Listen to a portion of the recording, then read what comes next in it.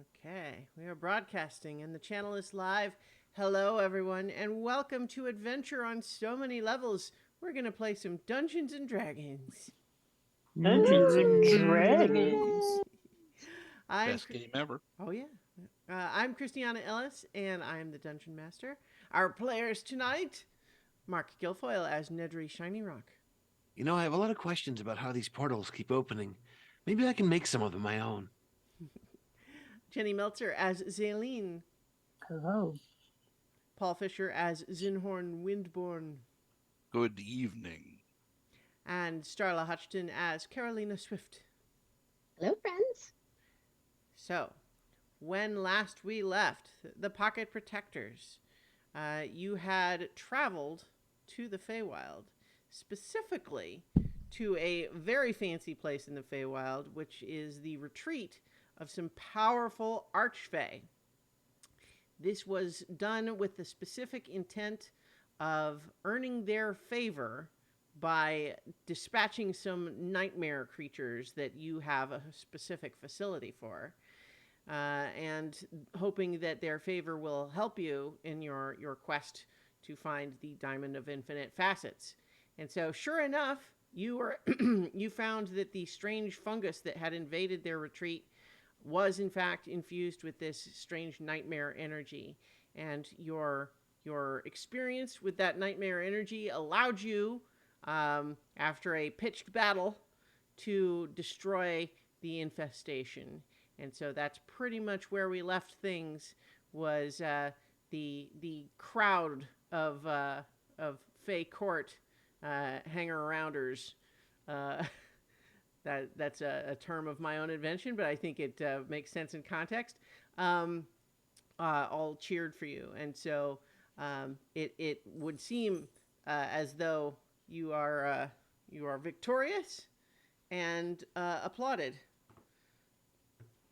But we are picking you up right back where we left you in the aftermath of this battle. All right. Well, that went better than expected. Even when the unexpected happened. We should probably talk about that deck at some point. I'm really sorry. I didn't know it was going to do that. And I mean, the odds are pretty low, but I'm sorry. No, it was interesting. It Um, certainly was. Evan mhm. says, "Well, I mean, I suppose that it's one more monster down out of the deck, though, right? Like we weren't planning to fight it now, but at least it's done, and we don't have to do it again later, right? Right? I mean, Uh, no, am I right about this? I'm suddenly scared that I'm not. I Well, we, think we so. don't really know what else is in there, so there could be another one like that, I suppose. That seems unlikely. But good job working as a team. Yeah. I think that was like our best fight ever as far as teamwork goes. You guys were pretty cool. You were pretty cool too, making that thing dance. Yeah, that's something I can't do. It wouldn't even be something I would think of, actually. Maybe I could teach you. I don't think that's true. There's a lot of things I can learn, but I know I have limitations. I'll try to remove those eventually, but not yet. So Ivy has been looking at the remains of the fungus, and it would appear that it's all starting to wither and crumble away, which is a good sign, I suppose. That's good news, at least. Do we see the source of this thing where it came through? I'd want to take a closer look and see if there's other signs we can see or learn anything. So, do you approach the place that the hole that it seems to be emerging from? Absolutely. Yeah. Uh, Certainly, as you do, you can see that there is. Uh, One moment. Off. Apologies, everyone. I've got a dog who knows better. Um, So as you approach this hole, you see that the sort of tendrils of fungus that were emerging from it are sort of desiccating and crumbling, and the hole looks like it is sort of compressing around them as though they were holding it open, and as they become less vital, it's closing. And I think your impression, just as at a quick glance, is it looks like it is trying to close and may close it by itself entirely once those tendrils are entirely gone. But that's just an impression. It might take a little while for that to finish happening.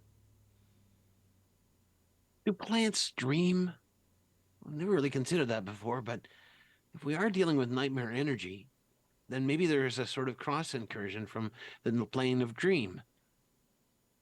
Do you think that thing dreamed? Well, if Amethyst said something about the plane of dream kind of bleeding into this one, so I'm not sure exactly how that works. Hmm. Well, there's also wherever this came from, the plane of fungus, I guess. It wasn't part of the plane of dream? I'm not sure. Who Would was would dreaming of fungus then? would Nedry have known like where it went with the banishment spell? I don't think you know. I don't think you can tell. It just sort of goes away, which is the most important feature, as usually described in the first pretext to the spell. But presumably, if it wasn't from here, which it wasn't, it went somewhere.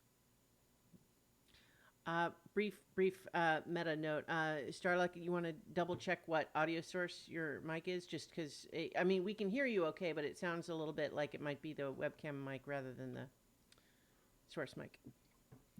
Hold on. I mean, if it stays like this, it's okay. We can hear you fine, but in the meantime, so sorry to interrupt. Would detect nightmare? No, it really wouldn't. Is there a way that Nedry can get a sense of wherever this is retreating to, in terms of what plane it might be coming from? I mean, I will say yes in a general way, although I would like you to describe to me how you think Nedry would be trying to find out. Yeah. I mean, kind because of we can do a imagine roll for it, but I'm looking for like methodology here. I can Yeah. cast borrowed knowledge. I don't have that memorized right now, but I do.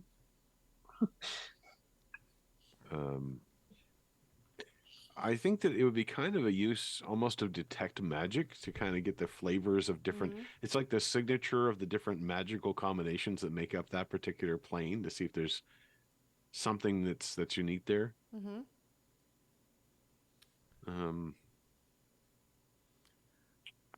I think.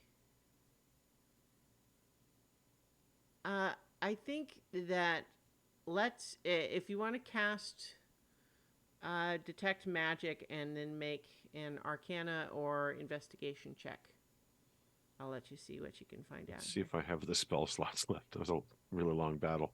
Yeah. I can do it as a ritual. So he would try to start, but I don't know if there's enough time for him to finish that. Well, I think you all get the sense that there's a feeling of anticipation from the people observing, because it's clear that combat seems to have finished, but you're all kind of just hanging around and talking and looking. And so I think the audience is less clear on what's happening now, and they don't know how long it will take or what's happening next. And they're not sure if they should, keep watching because something's going to be exciting again, or if they should go get some finger sandwiches, or... If Nedry is gonna do that, well, we saw the Archfey leave, and I think didn't they say that was enough for the day? Like, I would think that they Well, would so know you what had. happened, but I think you had the impression that the enough for the day was people auditioning in the theater thing, and you didn't like see them watching here. They did leave that balcony where they were observing the theater, but you don't really know where they went or what they were doing after that. I'm gonna cast guidance on Nedry, Right. so he can use that when he does his check. Mm-hmm. How does that manifest for Zalene? It's like a creepy shadow that like Mm. crawls across your back.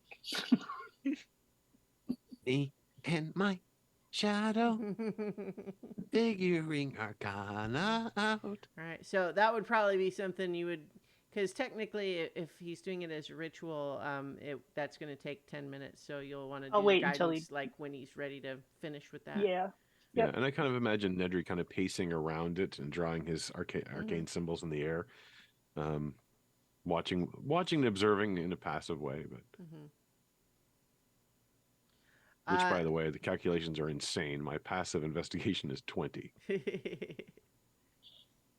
So I think as you are kind of talking and just kind of, enjoying the cool down here, eventually a slightly anxious looking fawn wearing a bright yellow sort of vest, like waistcoat sort of thing, does kind of approach and just says, greetings, pocket protectors. Well done.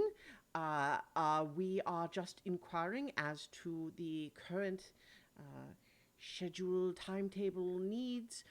Is there any assistance that you require while completing your investigation at this time? How can we help you? Can we be of service? well, I believe that we are just tidying up some loose ends at the moment. Is there anywhere in particular we should report once everything is complete? Oh yes, we will bring you back to the balcony to speak with the Archfey when you are done. They are most pleased with your performance, although I will of course let them express that themselves as well. Well, then, we should be done here fairly soon. I would say within a quarter hour at the very most. Very good. Thank you very much. I shall be just over there if you have any questions. Thank you. And they kind of trot over to just sort of stand awkwardly off to the side. All right. Right. So, kind of gather everyone in while Nedry does his thing. Like, I don't want to distract him. I don't want to leave him out of the conversation either, but he's doing stuff. We haven't really discussed. I tried to keep it vague when we were on stage speaking and stuff, but was there something like, what do we want to tell them? Do we want to ask for something specific, or how much information should we give them?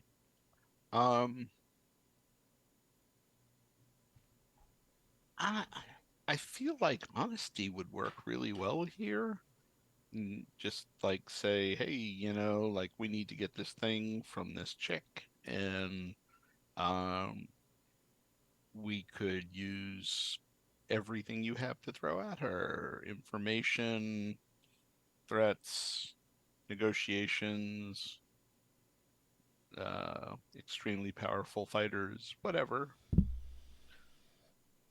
All of the Well, above. maybe if we describe the problem, they might have a solution for us, or at least some advice. I'm hesitant to ask for anything directly because I don't want to risk them, in their heads being able to say, well, what you did wasn't as valuable as this thing that you're asking for, and then we would owe them. That's kind of defeats the purpose of. I mean, we would have gotten rid of the stuff anyway, but we don't need to tell them that, right?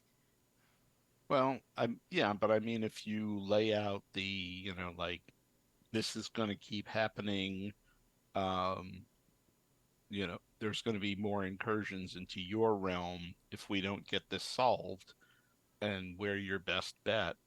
Um, uh, I think I think that's the best way to go, is just say, hey, reality is ending and we need this thing in order to keep reality going. It may take a while before it affects you, but it's already here. You've already seen that it can make it into your realm. So, um, what you got to help us convince her to give up the diamond or level her and take it? Ivy kind of says, uh, I will just suggest that it's possible that from their perspective, you've already told them what you want, which is help on a quest, and it may be that they will just choose to interpret that as they will. Well, it seemed the Lord of the Hunt was very keen on, when the word help came out, or quest came out of my mouth. So I wonder if, since that's piqued his interest, if he might not ask further questions about some of it. Oh, they might. There is very little that they would do that they could do that would entirely surprise me. But I'm blending my accent a bit with that little fawn. It's catching.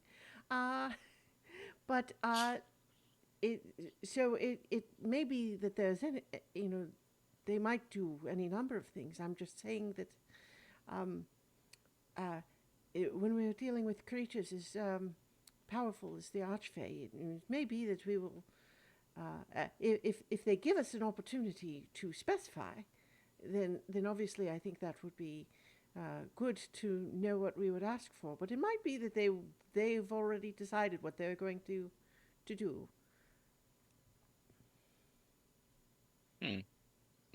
Okay. I mean, Does anybody still have low hit points? Like anybody still suffering from brutal injuries or anything? I mean, there was a couple of people down at one point, but I think there was healing. Me and Evan. And Mm-hmm. I'm just checking because I'm not going to do mass healing word if only me and Evan are going to use it. Yeah. Ivy clarifies this. It's mostly just this sort of the ritual of going on the stage. They asked each entrant what they would want, and as they asked you, and you kind of gave them a general answer. And I'm not saying that was wrong, but it may be that they consider that the part where you got to offer your input. I don't know. What do you think, Carolina? Because this whole negotiation thing and performance thing is kind of your specialty. Well, I have some thoughts, but I will need just a moment to kind of bring it all together. These things do take a bit of craftsmanship to properly word. Well, Alright. I do say that if there's anyone I've ever met that could persuade an Archfey to change their mind, I dare say it would be you. That is so sweet. Thank you.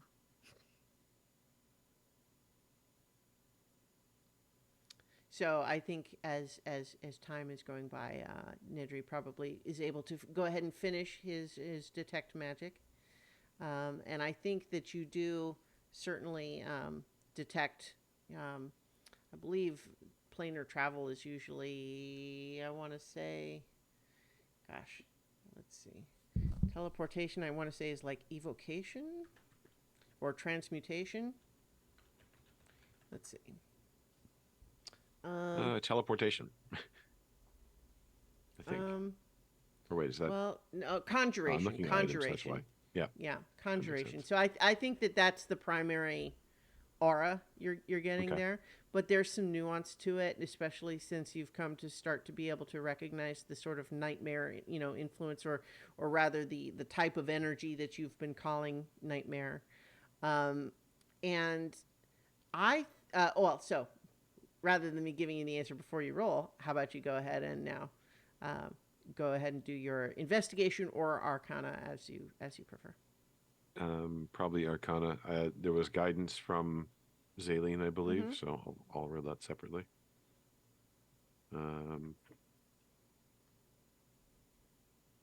So that's 29. That's pretty good.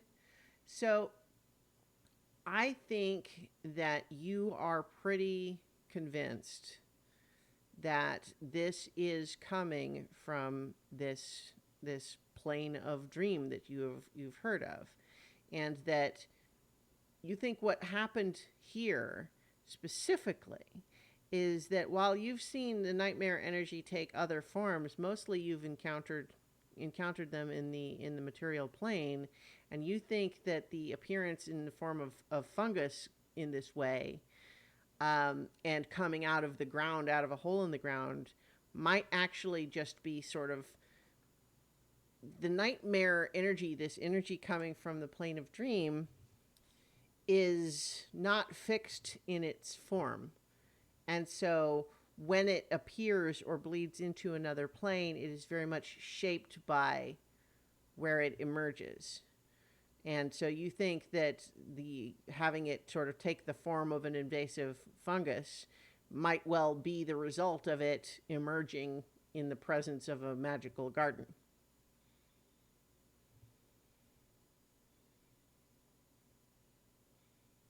And I think with a 29, you suspect that there might be a number of factors that would come into play, but that by and large, um, it's if it's. I think what you're still not 100% clear on is in the plane of dream. You've certainly become aware of the idea of there being sort of like this corrupted dream energy, which you've been calling nightmare. But I think you're not really 100% clear on what normal would be like. But part of what nightmare seems to be different is it's the way that it's seeming to be able to bleed out at this time. And so it might actually be that is what the corruption is doing, less so than just because, nightmares have always existed, right? So the idea of having a bad dream is not necessarily inherently a corrupted energy, but the corruption is what's causing it to bleed out, you think? Well, it's interesting. On the good news, I'm not really sure about the good news, bad news business actually, but on the confirmation of a theory news, it is indeed a connection to the plane of dream, which makes sense, but dream doesn't make sense, if that makes any sense. The plane of dream seems to have a shifting energy about it, which I understand. Dreams are ever changing and they can be almost anything. I've even heard of people taking complete control in their dreams. I still have yet to experience that or try it, but I have a spell that might help. But dreams aren't supposed to become real. They're supposed to stay there. And so, I think I'm close to figuring out, some of this Denetherian magic puzzle. If they were able to tap into the plane of dreams, it could make anything possible. But by doing so, they're limiting the energy of dreams, which would create a stress in an arcanic way. And that stress might be what introduced the corruption. I'm not entirely convinced there isn't an intelligent source behind it all, but that's all I've got so far. So it's an imbalance, sort of, in that way. In a sense, it's an imbalance and it's also a transference. Yeah. The dream energy is not supposed to be here. Right. So I think you may recall, Nedry would certainly recall, in terms of the things that you've learned previously, that Denutherian magic has this element where you, instead of paying the cost when you cast it, and then it's paid and you have the magic, it's instead you draw upon the magic, and then the cost must be paid afterwards, and that's why some people can hold on to it. And so you suspect that in this sense it may well be because the magic is essentially being drawn from the plane of dream, and that if the energy is then returned, the cost paid, then things return to balance. And it's when the energy is sort of trapped or held and not returned seems to be what's causing. So it aligns with what you said, but I'm just reiterating the other ways that you've seen that expressed. So, what we call corruption might be sort of a balancing factor that's gone imbalanced. It may actually be essentially seeking balance, but not necessarily knowing how to do that. It reaches out in different directions. Maybe drawn by dreamers. That could be something we test. Create an incredibly large and powerful dream and then see if it gets corrupted. That would also possibly be extraordinarily dangerous. But the good news is, it's not coming from other planes. I had worried that somehow it was creating a conduit to a plane of fungus. And after our last encounter with something of a plant-like nature, in a large or small space really, the Demon Lord, I didn't really relish the idea of having to go to a plane of fungus to deal with other nightmares there. I wonder if fungus have nightmares of people. Well, I don't think these mysteries are going to solve themselves in the next 5 minutes, and we do have a group of Archfey waiting on us, so maybe we ought to wrap it up for now and piece it together later. I mean, that's kind of what we do anyway, isn't it? Seems strange to be impatient in a place which doesn't have time. At least not time in usual sense. Oh, yeah, probably time to go back and try not to piss off the Archfey by making them wait any longer. Well, shall we? Yep. So I think, sensing the decision made, the fawn that in the waistcoat, hops to and approaches and says, "Well then, are you ready? Yes, please lead the way. Wonderful. Come with me." And they, he could even do the walk this way bit, and then he trots along on his little hoofs. If I could walk that way, I wouldn't need a truss. So he leads you back to not the down on the theater stage, but that sort of midpoint balcony, which is still below the balcony where the thrones are, but not quite so far down, kind of on like a mezzanine almost. But the thrones are empty at the moment, but there is clearly a crowd gathered, at the periphery to watch. And once you are in position, you're given you're in the right place. And then the fawn backs off, and then you hear the sound of like beautiful horns and choral voices, sort of giving an announcement, sort of procession vibe. And then you hear and now presenting the Archfey in residence, the Lord of the Hunt, Ice Prince Rimithek Deavil, Lentha Nurventera, Princess of Dream, and Luminessa Everbright. And the four, Archfey that you had seen before are, enter. And They stand before their thrones, but don't sit. And I think there's you kind of once again sort of note that if you don't recall, the Lord of the Hunt is a muscular but like still kind of wiry and lean man with all sorts of hides and antler outfits and lots of sort of animal trophy sort of outfit. The Ice Prince Rimethek Diaviel was sort of an androgynous figure, but dressed in sort of cool blues and whites. It's sort of a like slim profile and just kind of very calm and stoic in their demeanor. Then Lentha Nurventura was the one draped head to toe in like strange patchwork scarves and other fabric. And then Luminessa was the one that's a silhouette of just light, as though a shadow, except that just light. So you see the figure, the shape, but no other detail. And so as they stand there, there's a centaur woman who sort of steps forward and just says, "And now, the gifts bestowed."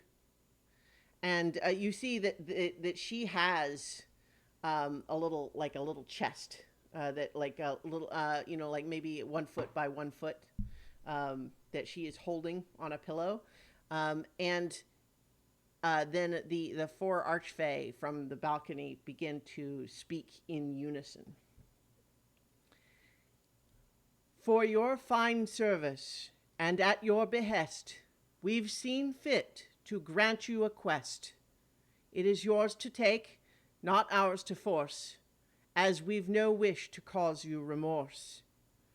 Thus, if you ever find your motive lost, you may end our bargain with no cost. Simply call the names of the archfey four, and the pact we make will be no more. Until that time, and once you accept, consider this our promise kept. You'll travel far within our favor. No other fey your name will savor. Your true selves to us you'll loan, so evil cannot hope to own. Meanwhile, names we grant you here disguise you all from those you fear. None shall see your motives true, nor hold a charm or curse on you. And when at last your task is done, your names returned to every one. We draw your names from plants in pasture, Ivy, now Paradise, Evan, now Aster. To your beast a name you have already granted, he needs not a new self from a thing that is planted. But for fey we are, and for gifts we bestow, to grant you aid in your journey below. Nedry, now Indigo, a glove of blue, things you touch will tell their stories true. And the centaur with the chest is holding out the chest, and you see in it is a velvet glove, your size, in blue. Looks confused, but reaches in and takes the glove. Carolina, now Primrose, this earring's glow makes any language yours to know. And the centaur moves along, and you see that there's a glowing gemstone earring.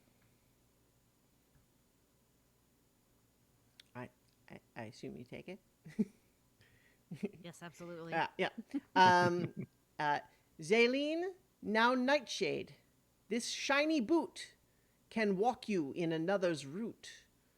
And sure enough, there is a very shiny, polished leather boot, just one. It does look like your size. I take it. Mm-hmm. Zinhorn, now Garland, this single lens can tell you what a heart pretends. And it's a monocle. All right. I accept the monocle. And when you've all taken them, they finish, "While on this quest, be brave, be bold, for we wish to hear your story told. But first, find peace here in this retreat, and while you do, May your dreams be sweet. And when they finish, they leave. And everyone around applauds. I I also will- applaud. I will take a bow.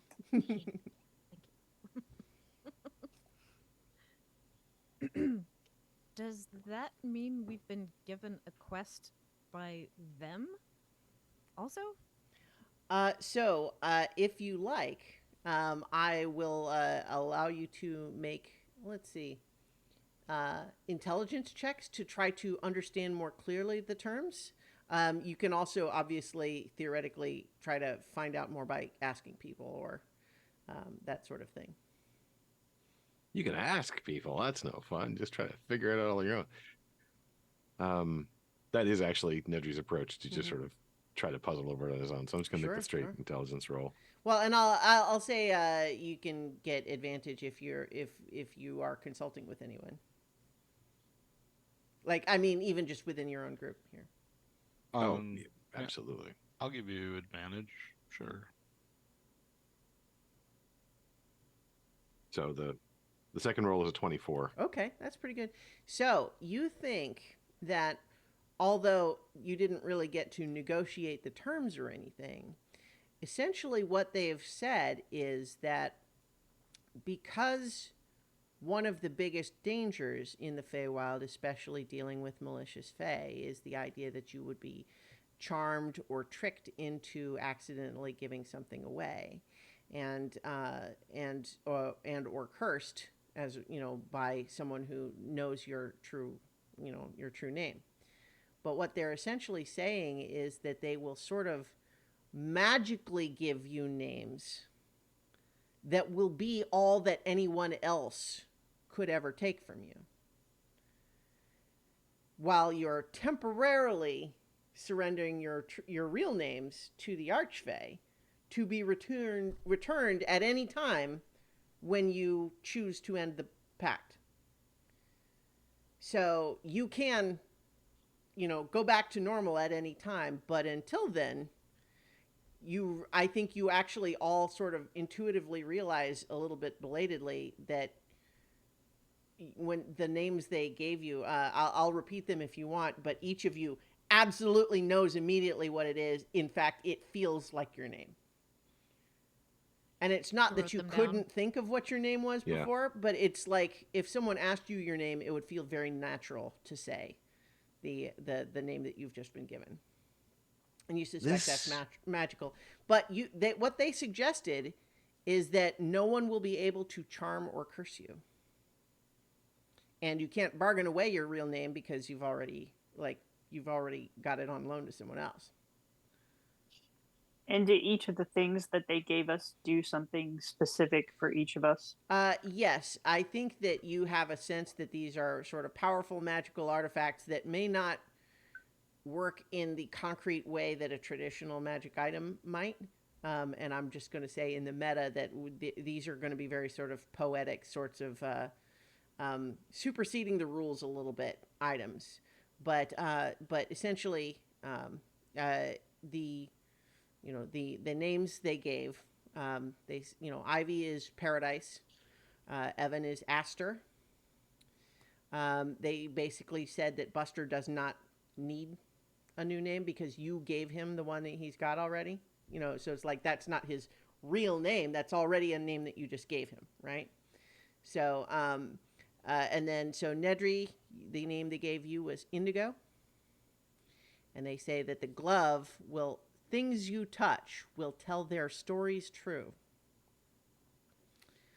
Carolina, now Primrose, the earrings glow, makes any language yours to know. That means speaking and understanding? I guess we'll find out. Probably. Yeah. I mean, that one seems somewhat straightforward at least, but, Yeah. Well, we can test it. Hmm? We're definitely going to test it. I You speak should try to talk to Buster. Celestial. Do you speak Celestial? I think you all think that you would still. Probably need to. So what I'll say is these do not require one of your normal attunement slots, but you do need to attuned to it, right? Like they don't work right away. You kind of need to, like, sort of magically accept the gift, right? So they won't work right away. You have to, There's a little connect pop-up to it. box that says, "Do you accept this cookie?" Yeah, exactly. Yeah. Uh, and so,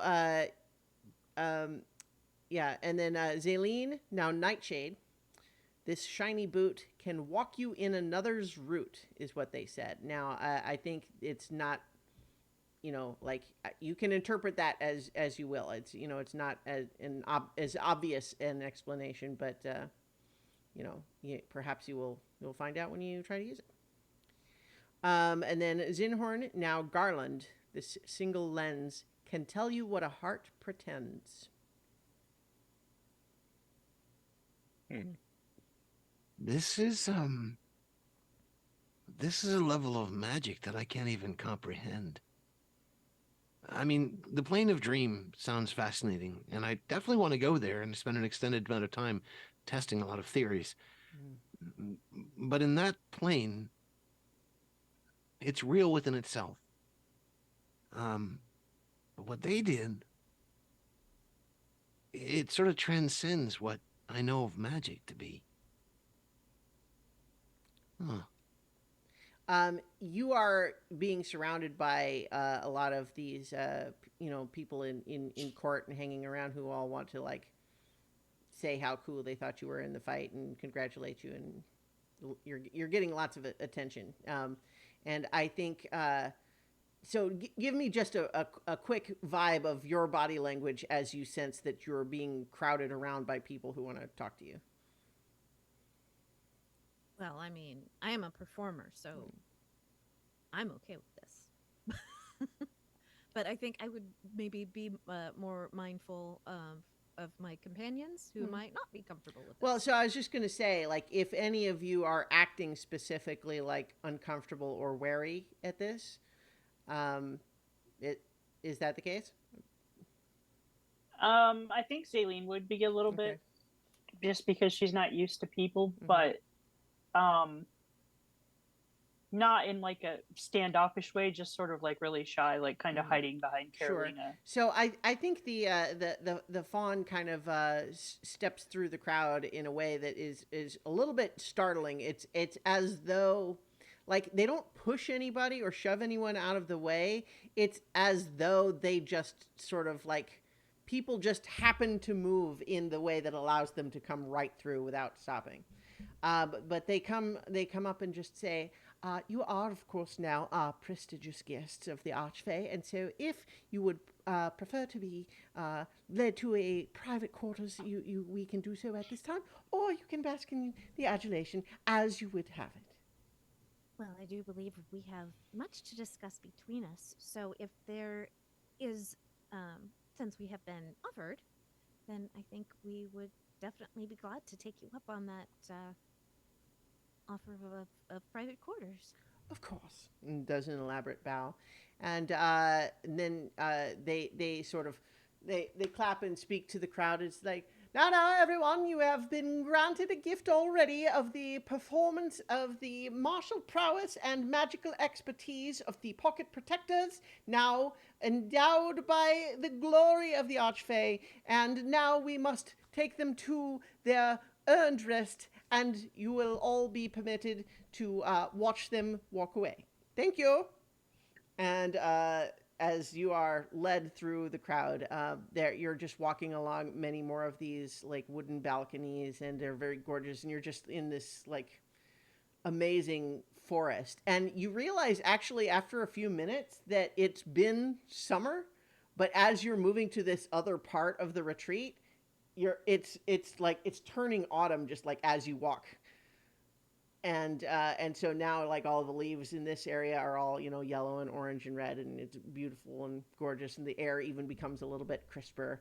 Ooh, and nice. you do pass though what looks like, so it's almost like a tower, but you realize that what this tower is a cylindrical structure with a spiraling ramp up through it around a hollow core, and it's all sort of wireframe, and it's an enormous like planter. Like there's exotic plants in rows all the way around. So it's like a botanical garden tower that you pass by, and lots of strange little sort of just workshops and homes, and all in this same elaborate style. And eventually, you are brought to this ornately decorated little like villa that is built into one of the enormous trees, but has these balconies with gorgeous vistas, and exquisitely appointed rooms, all in kind of same general natural but fancy style.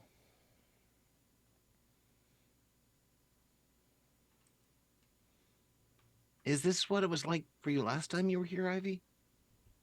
No, not entirely. This is, there's similar styles, but of course, we are in a much more prestigious company here. I was just a visiting student before, after all. Right.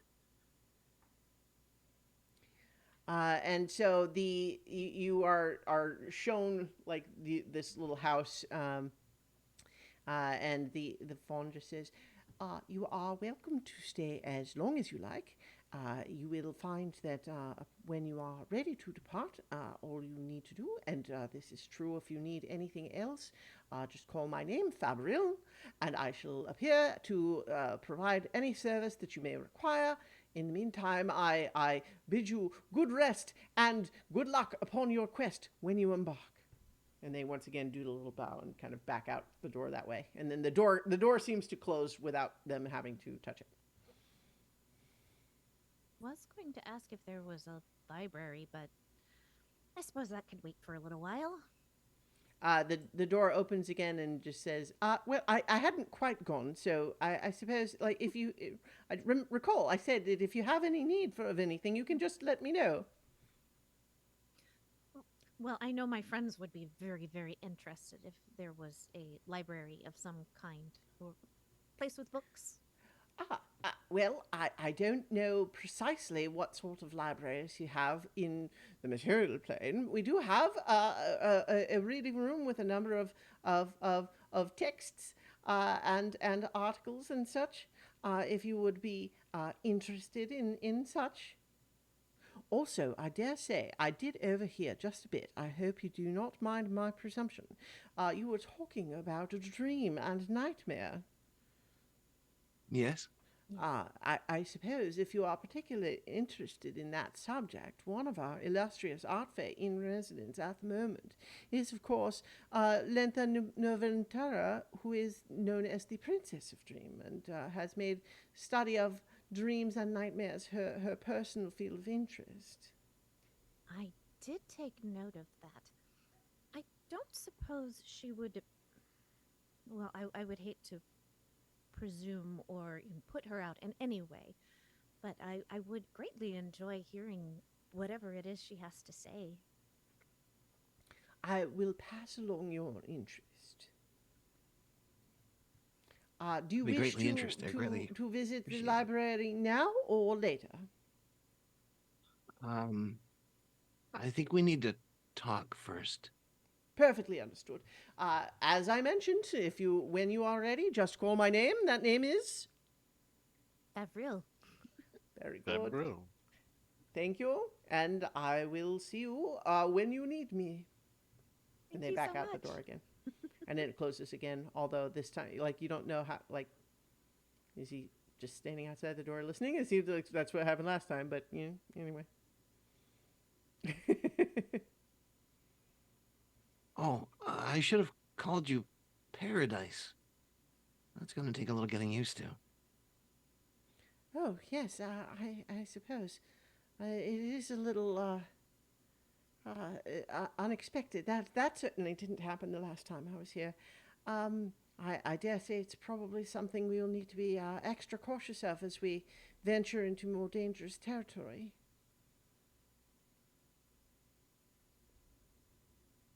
Maybe we could make up cue cards. in practice.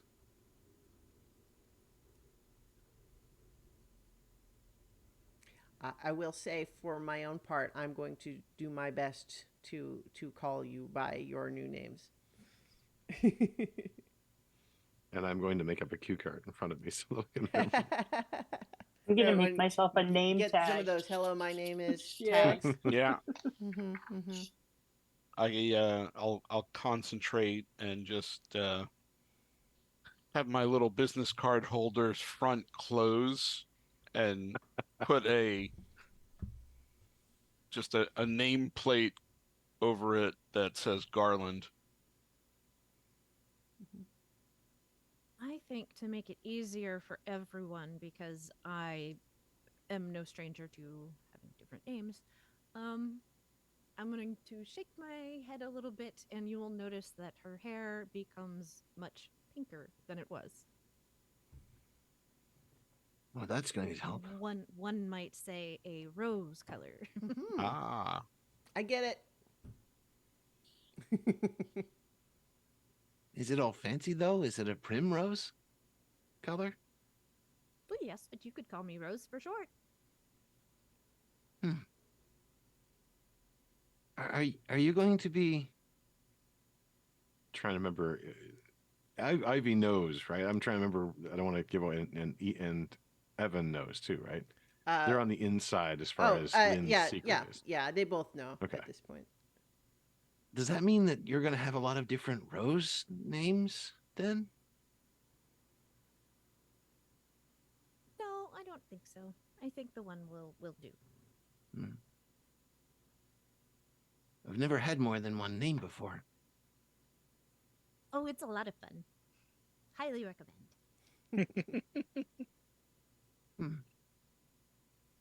A lot of my colleagues publish under other names. They feel it's either more prestigious than their actual names, or they get into less trouble if they do it that way. I've always considered just using my own name. But now, it's strange. all right. So, Carolina. Well, why don't we spend an hour attuning to our new items?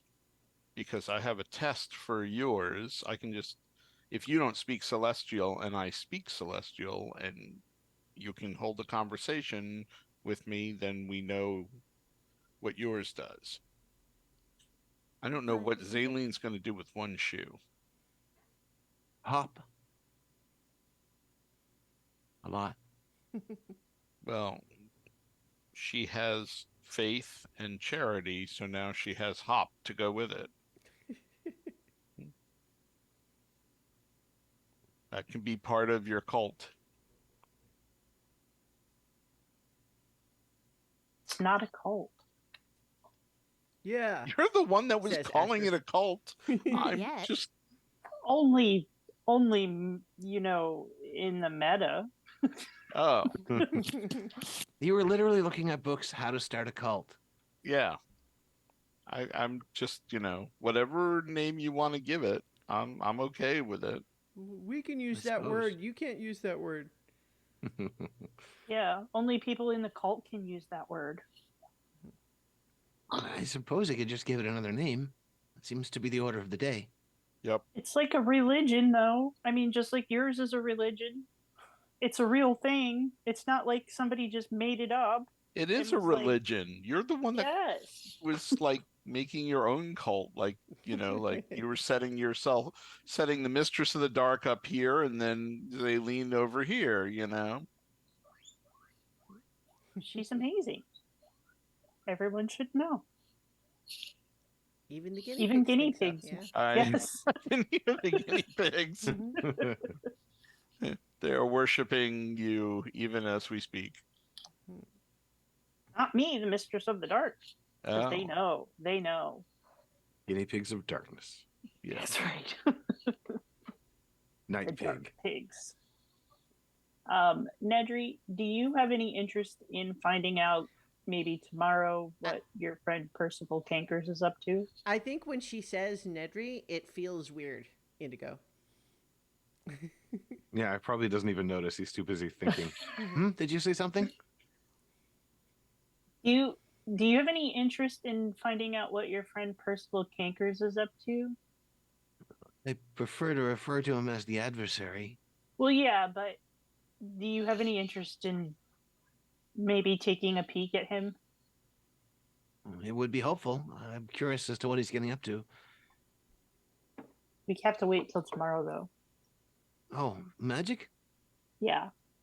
Okay. Yeah. That's not a branch of magic I've looked into, so it'd be very helpful if you could. I don't know if it will work, but it's worth a try. Will it work? Well, I presume he's back on the prime material plane. Yeah, I think it's sketchy if they're on another plane, but it could potentially work. It's worth practicing anyway. Yeah. Sure. Okay. I will think about that overnight and make sure that I'm better at it by tomorrow.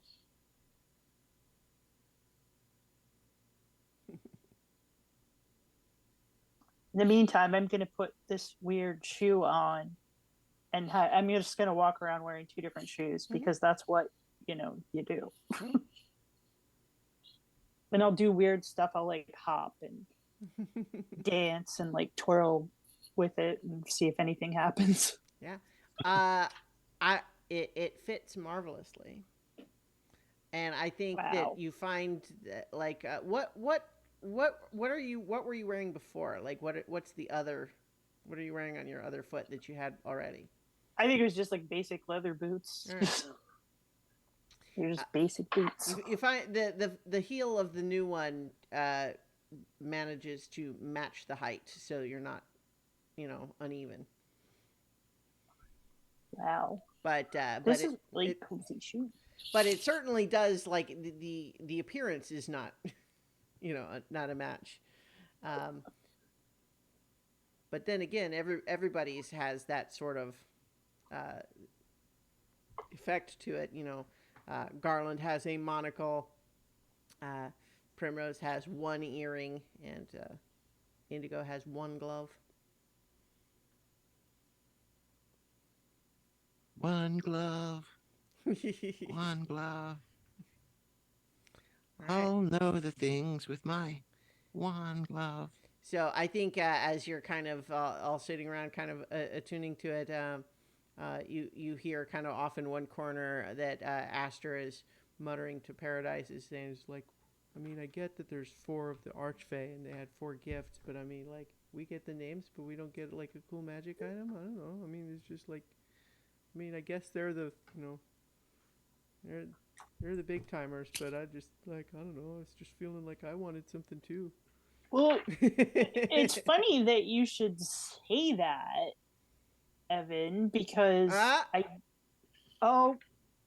I keep forgetting everyone has new names. This is going to take a minute. It's funny that you say that, Esther, because I have this really cool thing for you. And I'm going to give him a tiny spool of never-ending black thread. Ooh. I think he gets really excited, and then when you give him that, he's like, "Oh, great! Yeah, It never ends. No, that's very cool. Thank you. Yeah. Maybe Yeah, like no, this is great. Like I there's probably so many things I can do with this." Yeah. You could I'm sew gonna things. lean over to Zinhorn and say, "Why didn't you give him the storm girdle?" To Garland. Yeah, to Garland, and I will say, "Why didn't we give him the storm girdle?" Why didn't we give him that? Who knows?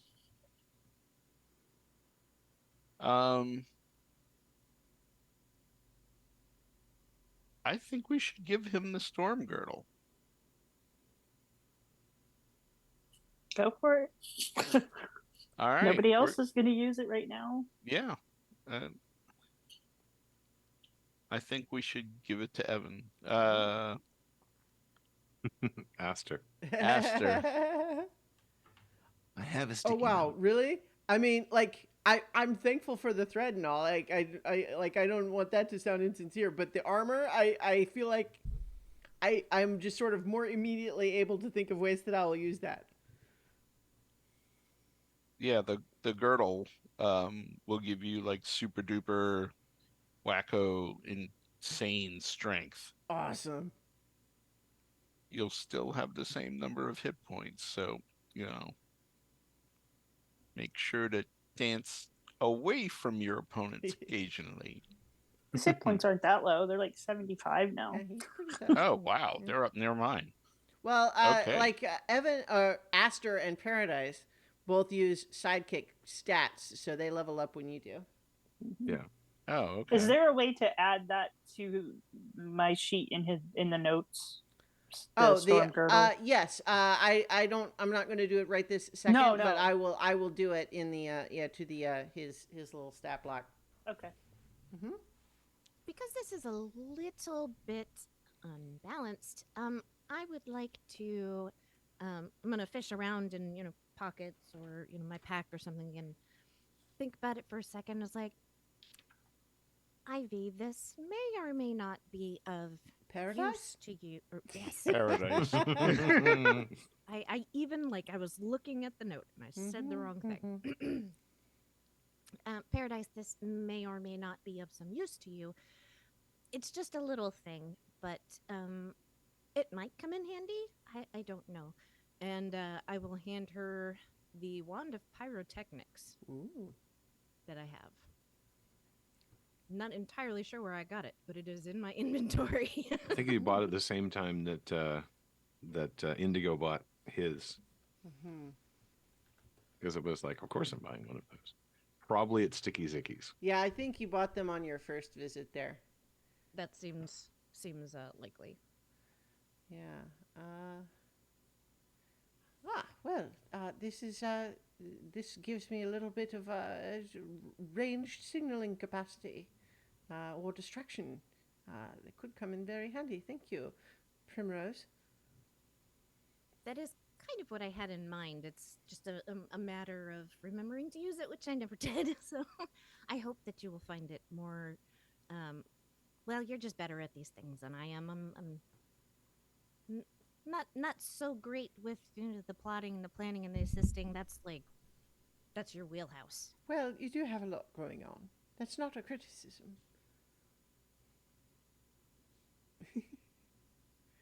Suddenly everyone's quiet. Did I? Well, Lost in thought and Yep. names. so yeah, I guess we'll take an hour Mm-hmm. to attune and see if we learn anything more about our Mm-hmm. All right. Yeah. the and help we have received. certainly you can all just kind of be resting, relaxing. I think that there's lots of nice, fainting couches and, lounging chairs and comfy rocking chairs to relax in. Or go lay down I'm just on imagining a nice bed. imagining hyper dramatic animated furniture. Yeah. Oh. But certainly you can find places to just kind of relax while you're waiting on that. And I think that as you are connecting with them, you're certainly used to the process of attuning to magic items in general, which just usually involves kind of like focusing on it and concentrating on it and kind of just attuning to it, right? And I think in this it feels like, without it being literally true, it feels a bit more like you're being told a story. And it's not even like you are aware of hearing a story or knowing an actual story, as much as like the feeling that you have while connecting to it feels like the emotion of hearing someone tell you a story. Just kind of like that excitement and anticipation sort of feeling without there being like a literal narrative connected to it. But yeah, so I think each of you is able to connect to your new item, and they of course all fit just fine. Garland, you are able to you find that the monocle will it stays on easily. You put it on, it'll stay there, And as far as being a lens, like it doesn't distort your vision in any other way. Oh, nice. Um, I'm gonna look at my friends. Okay. All our Um, secrets laid bare. yeah, I think so. Here is what, like, when it comes down to people you already kind of know and trust already, Yeah. this is where, I'm going to need to rely on the players rather than me. That do any of you feel like you have a secret that you are keeping from Zinhorn?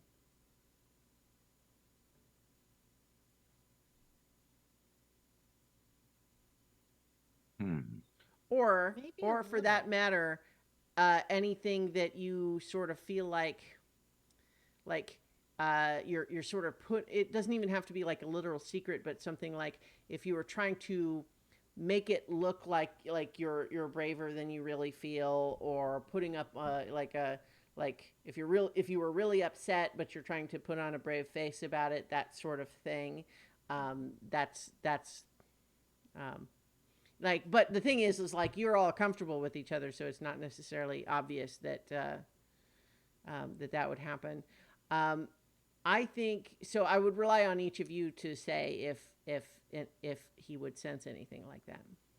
Would it have to be like active thoughts, like something we're No, talking about in it's her not mind, like or detect just in thoughts where general? it's reaching, but it's more like if you imagine that when you've made a decision to keep a secret from somebody, that it's like you have a little note card of that in your pocket, right? You don't have to be thinking about it all the time, but you made a decision, and it's like he would be able to see if you have cards in your pocket, so to speak. I would have a card in my pocket, probably. Okay. Well, no, but like he would be able to see what it says. Which I don't want to force like between players, but like It's not that that big is of a deal. yeah. But I'm going to see how he reacts. Like, if like, do I have to tell him what it is first, Well, so I think that Garland, you would first see that there's something there, and then I think looking harder, focusing on her more. I think you have the choice. It's not passive, but Yeah. you kind of just immediately sense that there is something that you could find out if you looked harder. I am going to choose not to look harder. Okay. Um, You see that Ivy has something as well. okay. paradise? Paradise. Yes. Does he see anything strange when he looks at me in general? I don't think so. Not with this Okay. particular item. Okay. So the general sense is that like it's not quite a lie detector. It's because it's not sort of active in that way. Because what it requires is it can kind of pick up on the idea of someone having made the decision to keep a secret or to say something not quite true. And so it's not even about like did this thing that someone say, is that true or not? It's more about like have they decided to tell you something that's not true. You know what I mean? It's Yeah. you get a feeling it's more based on that. So Okay. when you sense that Paradise has something as well, do you also refrain from looking deeper? No. I want to know more about Okay. Ivy. Right? Who? Paradise.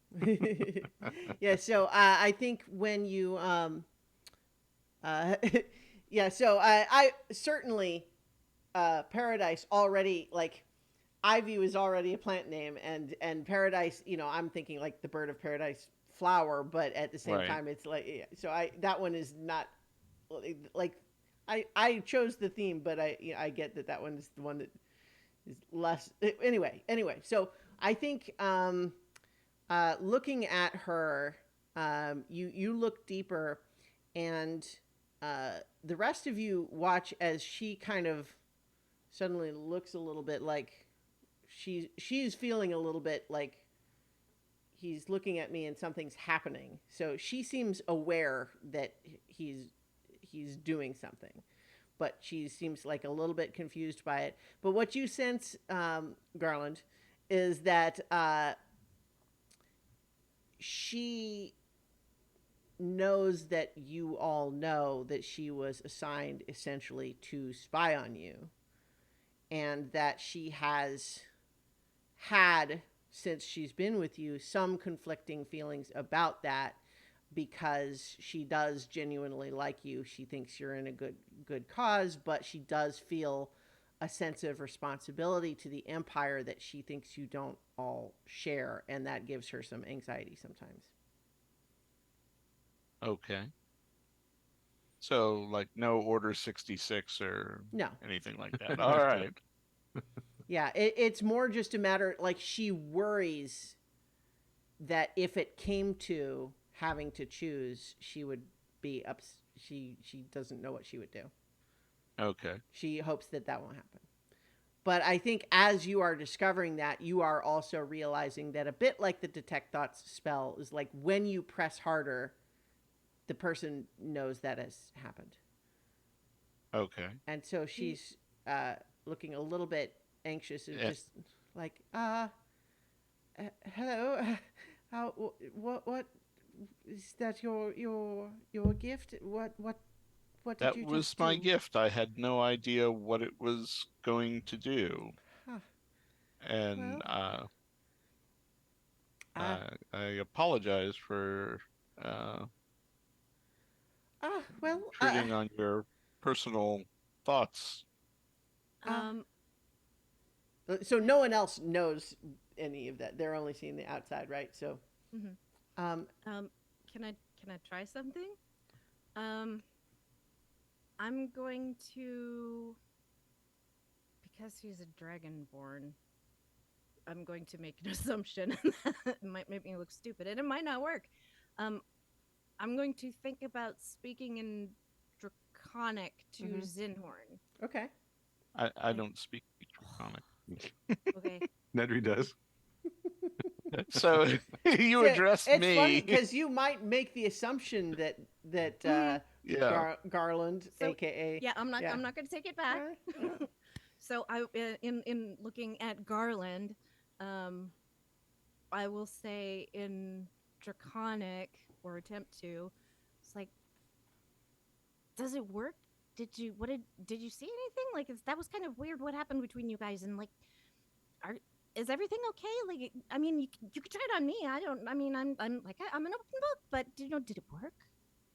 Is this working?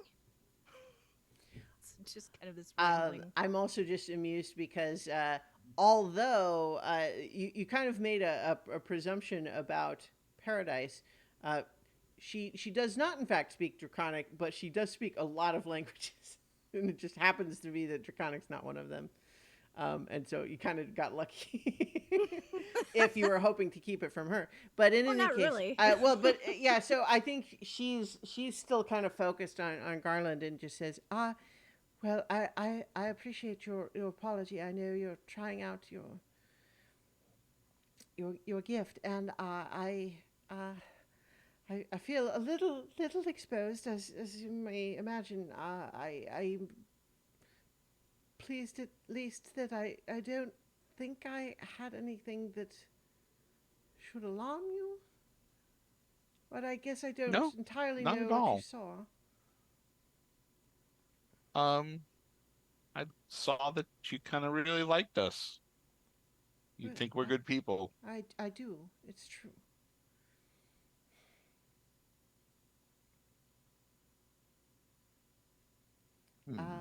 If you'll excuse me a moment, I'm just feeling a little bit overwhelmed. Everything's fine. I'll just be right back. And you Oh. sense no deception in that. Okay. Yeah. I'm gonna try and speak Celestial to the artist did I- formerly known as Well, so Rose. you oh, believe Rose. so. Yes, Primrose. You believe you spoke Draconic, and Indigo. If you speak Draconic, you would have understood what she said. And so if Garland now speaks Celestial, you understand that as well. And so, yes, in some ways, yours is the most straightforward. Yes, you basically can speak and understand all languages. The irony is Nedry also knows as well Celestial, and so does Indigo. Mm-hmm. So does Paradise, for that matter. Yeah. She actually she has Aarakocra, Abyssal, Aran, Celestial, Elvish, Gith, Primordial, and Sylvan. Yeah, it's more than Nedry has. Nedry will respond in Dwarvish because it seems like a fun game. What does Nedry say? Or, excuse me, what does Indigo say? Is this some sort of game? I like games. Word games are particularly interesting. Did you know that when you conjugate dwarven verbs, they often come out with very guttural sounding words? It's very strange. And just kind of, there's like a whole thing that goes on for until he gets stopped as usual. This is so cool. This is actually work. So replying in Dwarven, which I do not speak, but I do now, because I understood everything that Nedry said. I was like, this is so cool, and this is the best game. You know what's also fun? Name games. Can we give you a new last name too? How about Montoya? That would be so much fun. No. I'd prefer to keep Shiny Rock. And Nedry's kind of suddenly very serious about that. But thank you. And he's kind of look around. Where did Ivy go? I think she just went out on a balcony. Okay, he's gonna go outside to her then. All right. Well, so Paradise. I know that I did this Oh, to you Jesus. also. Like, I'm just like, I'm Not going to even slip an up hour sometimes yet. too. But that's part of what I hope is going to be a fun game for us in the next little This word game. this little arc here. Okay, so we'll catch up with Indigo and Paradise in a moment, but are you trying anything with your boot, Nightshade? I was just hopping Yeah. and like swearing in Abyssal because nothing's happening. So This is not nice language. so I think that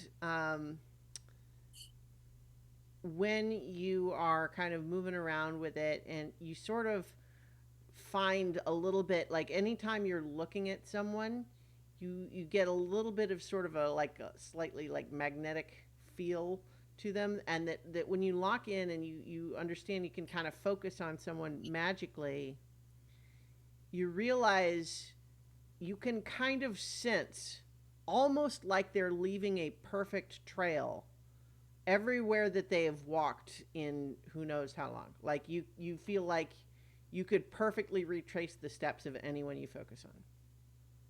Oh, that's the coolest Geralt of Rivia gift ever. Yeah. So yeah, essentially that's what yours does, is that like you can just focus on anybody and retrace their steps. They do not get a save. Oh, nice. And same for yours, Garland. Creatures of sufficient power will get a save, but that's basically essentially the only way to avoid it is if a creature with legendary resistance uses a legendary resistance to beat it, is the only way. Otherwise there's no save.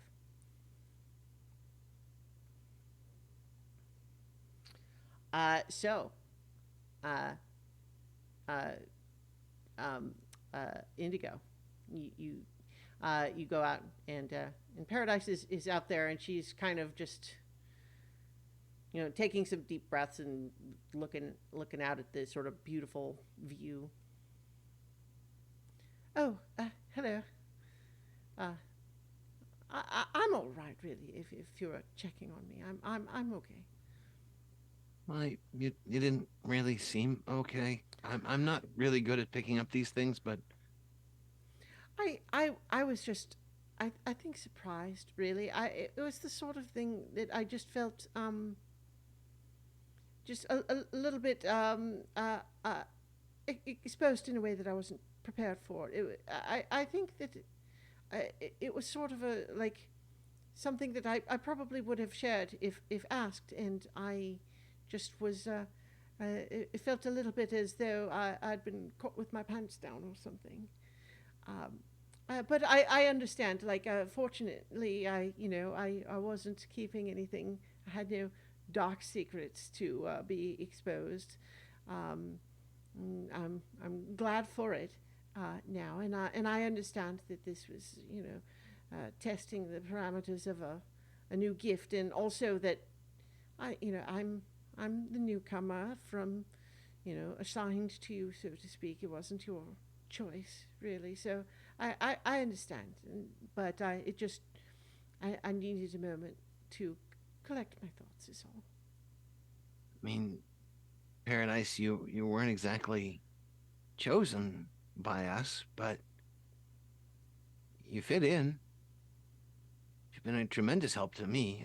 Your knowledge alone, and all the other things you can do. I'm glad you're here. Thank you. I really appreciate that. I'm glad that I'm here too. Not least because it seems that there's important work to be done, and I certainly wish to aid with that in any way that I can. But I enjoy your company as well. Well, good. Well, it's good to have another academic around. Others don't really understand. I'd like to give you something that I think might help. Both as something that is, I guess, a token of trust, as well as maybe a bit of ease of mind. And he kind of puts his hand into the bag and withdraws a ring and hands it to her. Here, you'll take some time to get used to it, but So do you want to tell me, the DM, what ring this is, or? Well, if she asks, I'm hoping she misunderstands. As player, Okay. I'm hoping she misunderstands that Nedry in Well, a quiet moment hands her a ring. well, so I guess what I'm just wanting to know is like, so that I can role play her. I want to know what's Sure. happening here. It's an odd little ring. okay. I think it's typically gold, Mm-hmm. and it has a strangely shaped gem that looks like a brain on the top. Oh yeah. Okay. So I think that there's a moment there where her eyes just kind of go wide and she freezes just a little bit and just, oh yes, yes. This is I believe it's a ring of mind shielding. Yes. yeah. Yes. I thought so. Thank you. This will definitely be appreciated and useful, I think, where we're going. It was given to me by Primrose, but I can't currently use it, so make sure that it's safe. I don't know. I think it would be safe with you, I will do my best to keep it so. and it makes your mind a little more opaque. I wouldn't, but if I probably could try to read your mind. Well, I understand the wouldn't. magics of this case. I endeavor to be someone to whom you never have to use magic to know my thoughts. You can just ask me. Well, that's a relief. I have a lot of thoughts. Yes, I can tell. And he's ironically not going to be talking very much, just kind of staring out, letting everything kind of flow around him. Yeah. I mean, it is a lovely view for that. It's just standing out on a nice balcony. It's kind of just the not quite even cool yet, but just slightly, just a little bit crisp air. Smell of leaves and impending autumn. All right. So that's Ring of Mind Shielding, right? Let me just, I'm trying to keep track of what items were given the NPCs. I'm pretty sure that it was Lynn back then it was Lynn that gave it to me. Now it would be Primrose. Yeah. But I gave it to you 2 weeks Did you? ago. It was from Baldu's dead body. okay. I I didn't was have like, I a have detailed one, note there. but I didn't keep it away. I'm attuned to it, so mhm. like, it's the reason I couldn't take the storm girdle. Okay, well, my mistake. Mhm. Then Nedry, well, Nedry wouldn't do a thing, but Indigo would have said that it belongs to Nightshade because he doesn't make those mistakes because his notes are perfect. Well, for him, it was also, like just a day or so ago too, not It was 2 a weeks. whole name ago. Yeah. Feels like it happened to a whole other person. Yeah. Yeah. All right. I think then all of you can kind of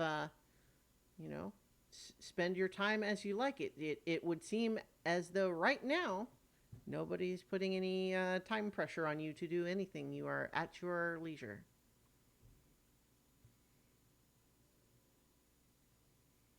Hmm. So I only time asked of- about the library, not for my benefit, but I know these two have a thing for libraries. What time of day is it? Well, as I As- mean, yes, like how many hours have we been awake? well, yeah. So I think that is a very good question to ask. That is not, you cannot like look at the sky to see, because it is not quite twilight. It's what they sometimes call the golden hour here. Yeah.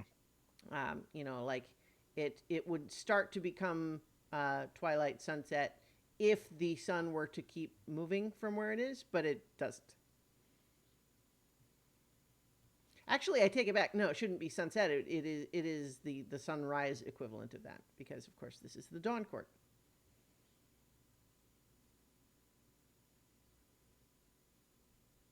But I think that it makes perfect sense from all of your perspectives that you might feel like it's been a long day. Now, that said, you recall that you did take a long rest before traveling to the Feywild, but, so a lot has happened since then, no? I mean, if you all felt like you were ready for a long rest, my point is that you could certainly go ahead and do that. You can certainly try. Yes. I I think mean, a long rest is worthwhile. I mean, unless you guys wanted to do the library thing, because like I'm fine, but it's up to you.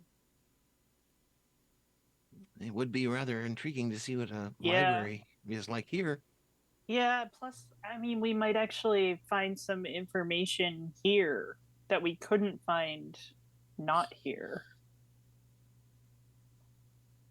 So, Some I stories mean, don't travel well. yeah. So I would go to the library if Nedry wants to go. Of course. Not Nedry. Indigo. All right. So What a challenge this is going to be. It's only taken us how many years to get used to the names Yeah, now? yeah. Right? Yep. Okay. Well, and so what I will say is I'm certainly willing to be forgiving in the ordinary stuff, and that we can make it clear like what's like specifically in character dialogue when you're going somewhere where it might matter more, right? Like I'm not going to dock you hit points or something for forgetting in an idle Psychic conversation. damage.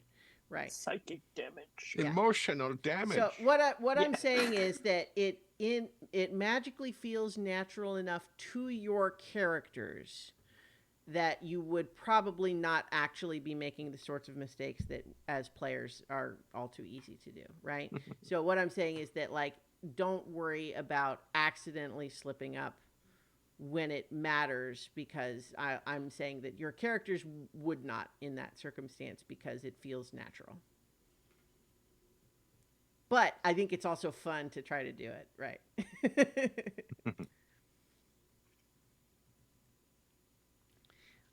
Okay, so you know what to do. What was the fawn's name again? Favril? Favril. Okay. Favril. I had it. Favril. None of you are quite saying it right, but that's all right. I think close enough. It's just suddenly makes me think of kids in the hall with drill. Yeah. Um, but yes, I actually kind of do that voice almost a little bit with it's kind of almost the drill voice. Anyway, so Favriel, at your service. Are you ready for a library visit? Yes, Or please. something else? Always. All right. And so I think who's going? Is it everybody? I think I'm just gonna like lay down with Buster and Crash. Sure. I'll go. So I think the place they lead you to, like at first glance, feels a little bit like maybe like disappointing or even just confusing because it seems like a pretty small building. And maybe there's a thought that like, oh, is it going to be one of those bigger on the inside things? Oh, no, it's small inside too. It's not very big, and it has like 4 or 5 shelves of books, and you would guess that there's maybe not more than like less than 100 books in total on these shelves. And so like at first glance there's maybe this feeling of like, well, this is not a very big library. But I think Nedry or whoever would Favriel displays this as let me know if you need anything. I will of course be at hand should you require my assistance. And it kind of backs away again. So you're just kind of left in this, very nice, but otherwise pretty small looking library. Are the books bigger on the inside? Maybe they're just very concise writers. Maybe. Well, we were told this is a reading room and not maybe necessarily a library. But I mean, I think we should maybe still be grateful for whatever there is. I think things work a little differently in the Feywild, and so maybe books aren't as necessary. I feel like everything here comes with there's a premium on virtually everything, and I would think knowledge is especially valuable. So I don't know what we're going to find here, but I thought it might be nice if you at least got to take a peek. I'm gonna actually walk over and like look at the spines of the books. Does anything interesting stand out?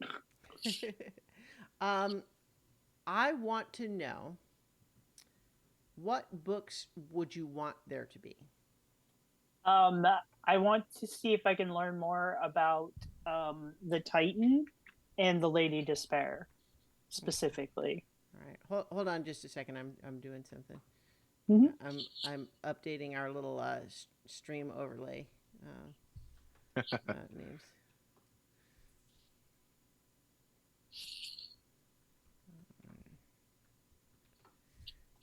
Okay, and then well, I can do that in a moment. What I'll say is, I think that each of you, when you go to look at the books, what you discover, to your surprise, is that it feels as though an expert librarian already went through and found the books that you would want and put them on the shelves for you. Well, this reminds me of the Eternal Waltz, except A little bit. this time it's real, I guess. It was real before too. You just couldn't take it with you. I wouldn't recommend taking anything with you from here either. Oh, I'll copy it out. I'm gonna take one down and start it around. leafing through it. Yeah. Take one down, pass it around. 99 experts still on the wall. So here's the thing. If we were doing a downtime where you're spending a week researching, like there's mechanics for that. But like right now, a lot of this is going to determine, like, think about trying to research something in the real world, even if you find a book on the subject, like it takes a while to read a whole book, Mhm. right? So if you're not looking for a very specific factoid, a lot of it's going to be determined by how much time you're spending. Um, I would actually, if possible, if this is narrow enough, I would be specifically looking for any weaknesses that the Lady Despair might have. Okay, hold on just a second. You know, usually there's weaknesses in a person's origin story. Flips to that page. If you're looking up the Lady of Despair, I'll look up the Crystal of Infinite Sides. Facets. Diamond of Infinite Facets. Names are not working now. I'm a little confused. Sorry. Yeah, sorry. I will be not distracted by this anymore in a moment. Let's see. Need to figure out how to make this work better. Okay. You know what? You're all I need to make more room. You know what? You're all losing your actual real player names is what you're losing right now. There you go.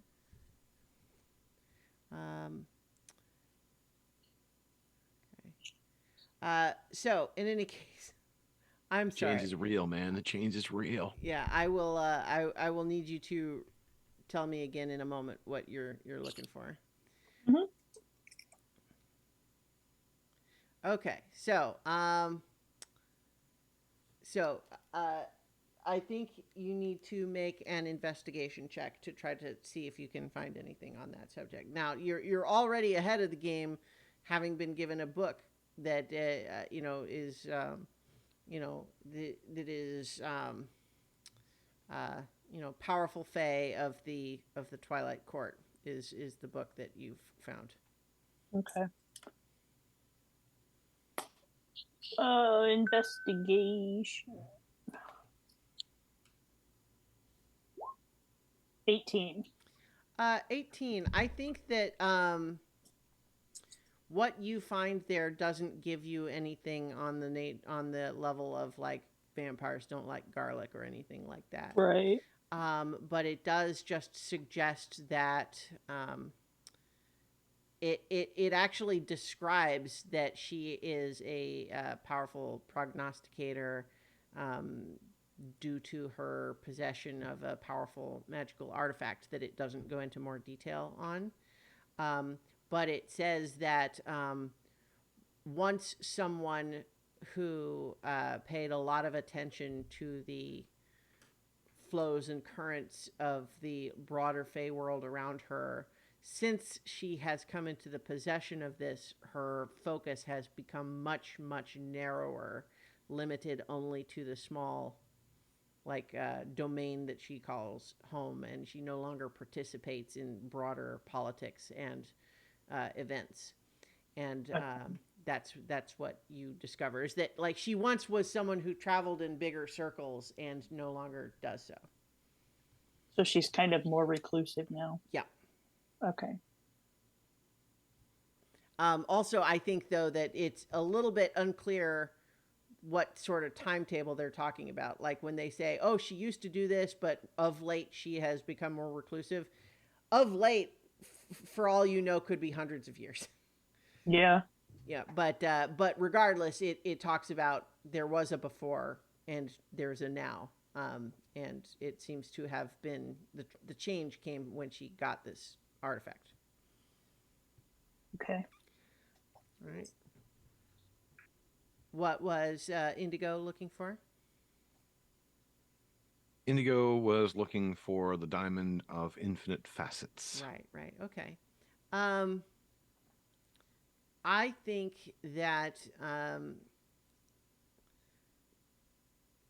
the book that you have found is the Atlas of Artifacts, and it's just got a number of different really powerful magical artifacts kind of identified in there. But there's there's more or less information in various ones, and a lot of it's kind of presented in an esoteric sort of way. It's not really like an encyclopedia where everything's organized. There's a lot of sort of bizarre cross references. It's almost more like a scrapbook in terms of its organization. So go ahead and make an investigation check, which I know you're good at. But let's see. 21. okay. So it is. You discover one piece of information that you hadn't. I'm pretty sure I hadn't told you before, which is that it has a familiar name given to it by those who were familiar with it before. That was sometimes called the Titan's Teardrop. Ooh. Don't think I knew that. And I think this book says that its location is known but unrecoverable. And this book seems to suggest as that's all you need to know about it. But you, of course, already know more than that. But the book only says position is known but unrecoverable and doesn't feel the need to present more detail there. But what it also says is like some of what you've known before, which is that it grants the possessor the ability to not so much see the future as much as predict it based on projected outcomes. So it's almost more like augury in that regard, because it's a little bit more like, well, if I do this, what will happen? If I do that, what will happen? And that is its power. I'm assuming it doesn't name it there, but did we ever learn the name of the Titan? No. Okay. I don't think you've got the names of any Titans. Like you heard in Dineth there about the Pillar, which is a left behind Titan's weapon. But I don't think you have any actual Titan names. Okay. I would like to look for a book on the best public houses and eateries in the Dawn Court area. Oh, okay. Like the this is what you want. So I think you don't find. I think what you sort of find your eye drawn to is a bell that says "ring for concierge."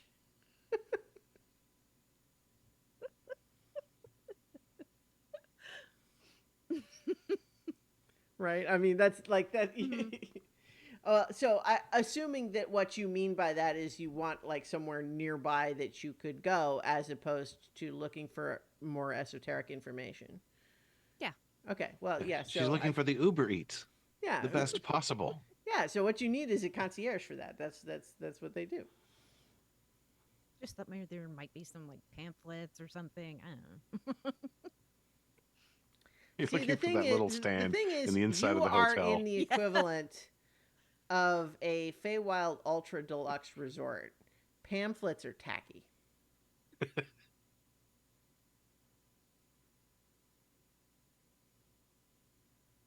So I think yeah, that's not what they're going to have here. Yeah. Well, we're used to sleeping on animals and the floor. So this is kind of new for us. What you in the mood for, Carolina? Well, Garland is sleeping, so Oh, good point. That's right. Mm-hmm. I'll just putter until they've finished their research. Don't eat anything in the Feywild, right? Well, you don't know how long you're going to be here. That might be a problem. If we pay for it, then that's an even trade. We don't know Oh. anything. Ah, okay. But we are also prestigious guests, so I think it's okay. All right. I recall the story of the heroes of legend, that they were here for a while and like they didn't starve, so I assume they ate things. I mean, there was this whole banquet thing too that was supposed to be really cool. I'm a little jealous. But what was it called? A grand gala. That's one of the most famous parts. Primrose, you're and you're see not campaign looking up. 1? Yeah. You're not looking up stories of those heroes again, are you? Oh no, I know those stories, but you know what would be really cool if there was somebody around here that had been here when they were here and they like knew all of like the cool places to go where, all the stuff from the stories had happened. You want to go on a tour? Well, when else am I gonna be here to see the things? I mean, we can't take Yeah. it. We can't take anything for granted anymore. I couldn't help it. I'll see myself out. There's another campaign 1 deep reference to everybody, just in case you're missing out on that. Yeah, we're just gonna bob and weave around it.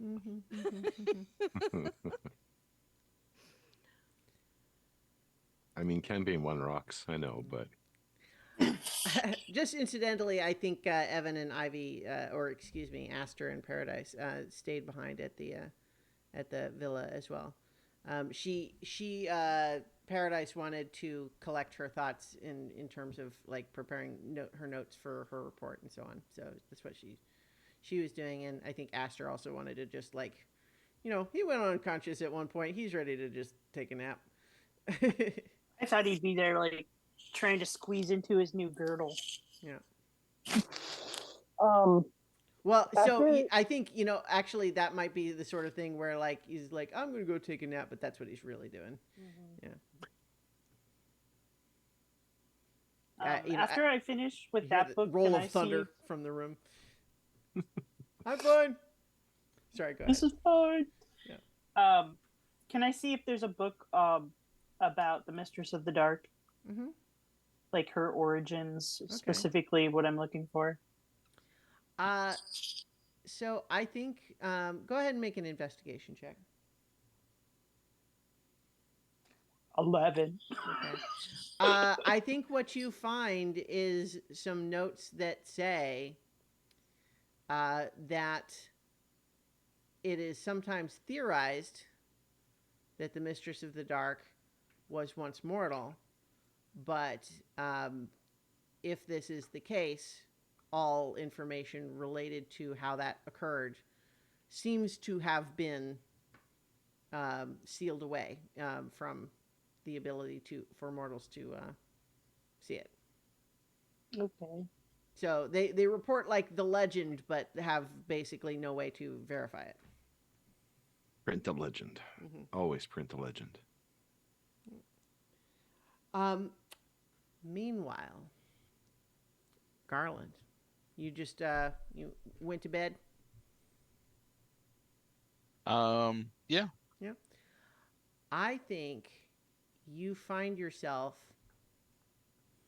in the room where you went to sleep, but you see all of a sudden that this archfey in all of the scarves is sitting on the edge of your bed, and she's enormous. Like she is like 9 feet tall. Wow. Yeah, and but she is, and so like it's all the more striking when she's just right there in this room with you, sitting on your bed. And I think you have just the general intuitive sense that although you seem to be in the same room that you went to sleep in, and like you can sense like Buster's kind of over at the well, here's a question. You're in the equivalent of a fancy B&B resort bedroom. Does Buster like sleep on the bed with you? Like what are you doing there? He's the size of a bear. Yeah, I think he's next to the bed. Yeah.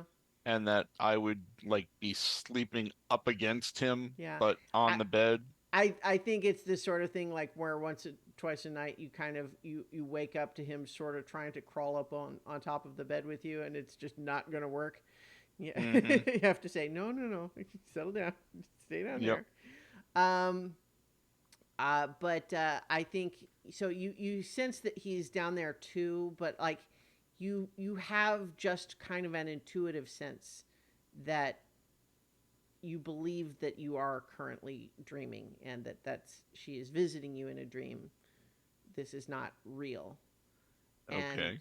and you kind of you just know it, like you sometimes just know that you're dreaming. um and but she is looking to you and just saying, I am interested in that pipe you carry. What do you want to know about it? Where did you come across such a fascinating object? Hmm. It's a long story. How much time do you have? How much time do you have? It's less I than I never have. know. Yeah. Well, that is a given. Um, there was a an auction house that was in a miniature mansion, and it was all kind of make believe, but you had to figure out how to acquire the objects up for auction um, in order to get a hold of them, and we needed to get one of them, and this was one of the secondary items. We didn't really know what it did, but um, it has helped us extract nightmares from um, very powerful individuals. Um, and then once those nightmares were out, we could actually fight them and destroy them. Hmm. Do you know, was it created by a mortal?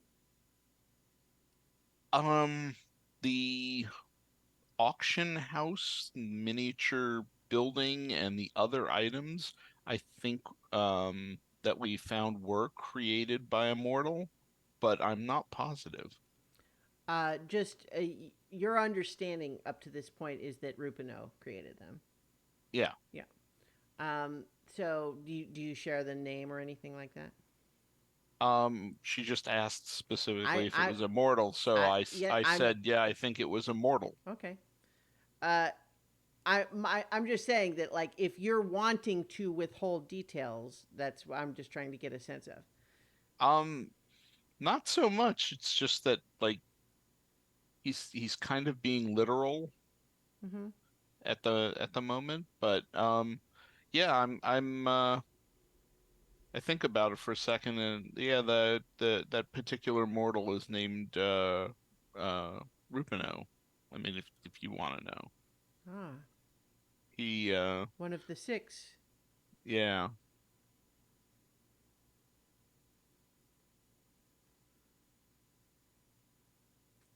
I know that all manner of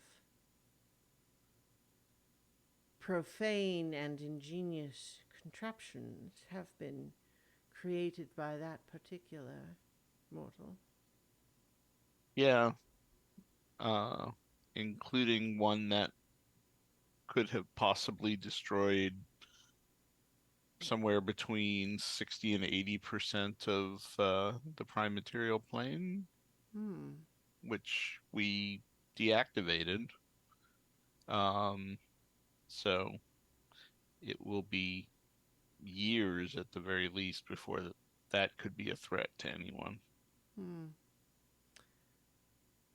Can't say I would approve of destroying the material plane. No, I would think that there would be echoes on all of the other planes as well, Hmm. given that Emerid Arboris links them all.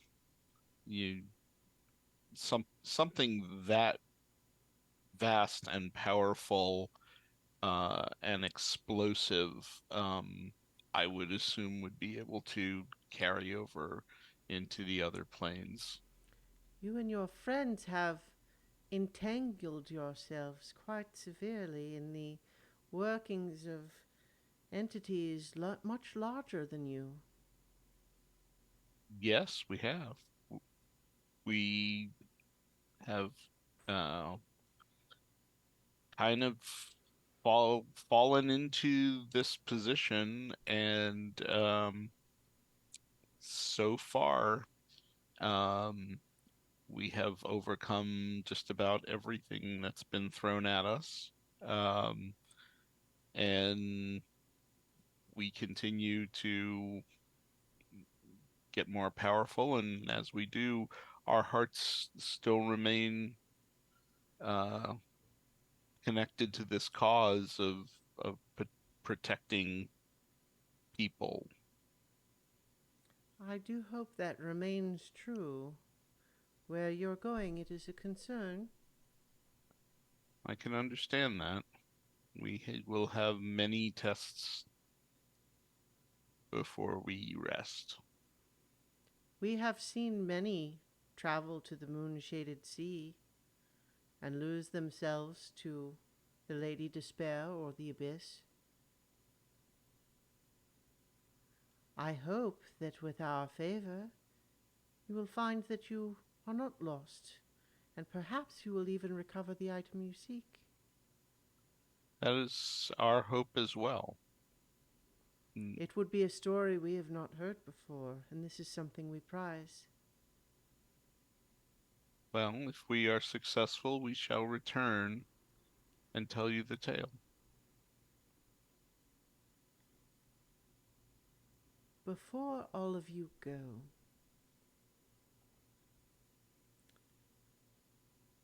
I believe that you have begun to grasp the edges of what it is to walk within the plane of dream.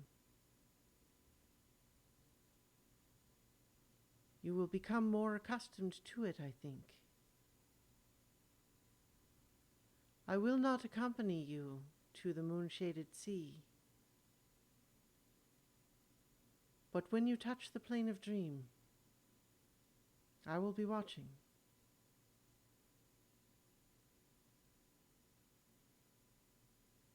Do you have any advice for us when we get there?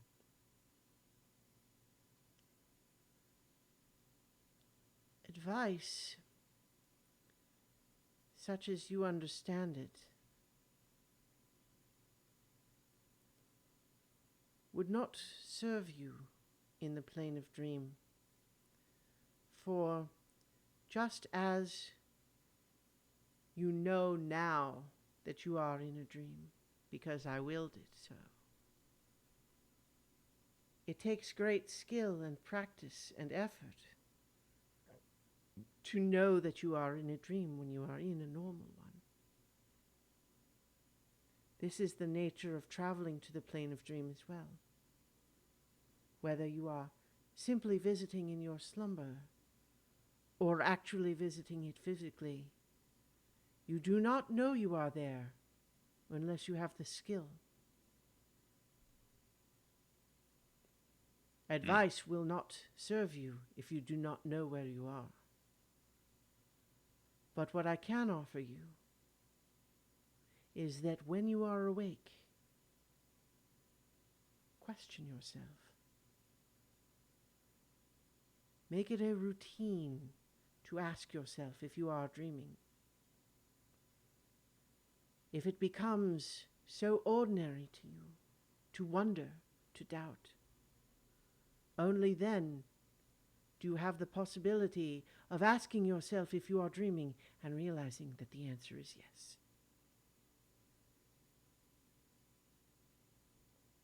I will cultivate that skill. Don't lose that pipe. I And won't. then I think even as she just says that, before you can even answer, I think you are suddenly have the wind knocked out of you because Buster has started to climb up onto the bed, and he's just like put his whole foot right on your stomach. And he's trying to be gentle, but he's just so big.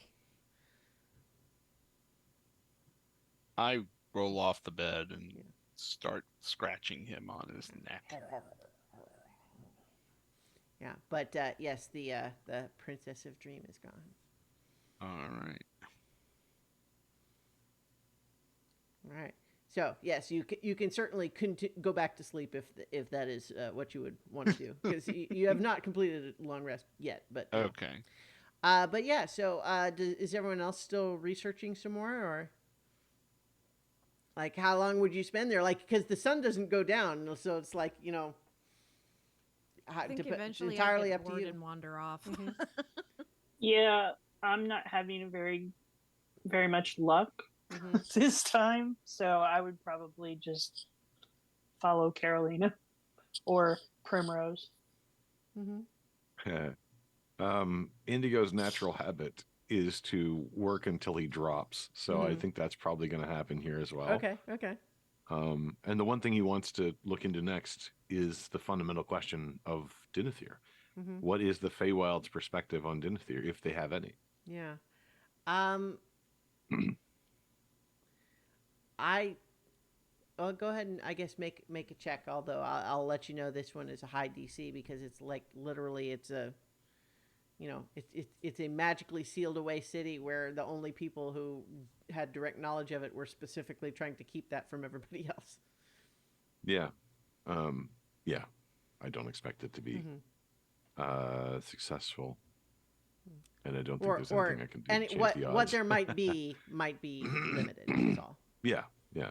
Well, I think he already had that perspective from another thing too, but 25. Okay. Yeah, so I think with a 25, you find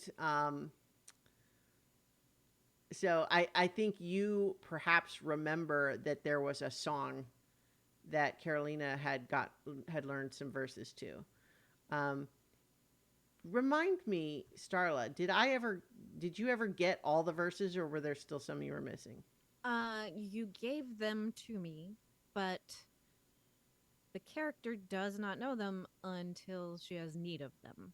Oh, or the instructions right. I received. Right. Okay. I think that Nedry, or excuse me, Indigo, you find a verse of that song. It seems to be one of the ones that you know that she knew. Okay.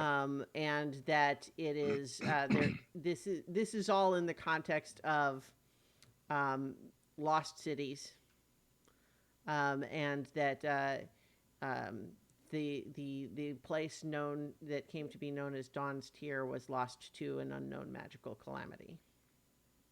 Okay. But there is that verse which just suggests like that's that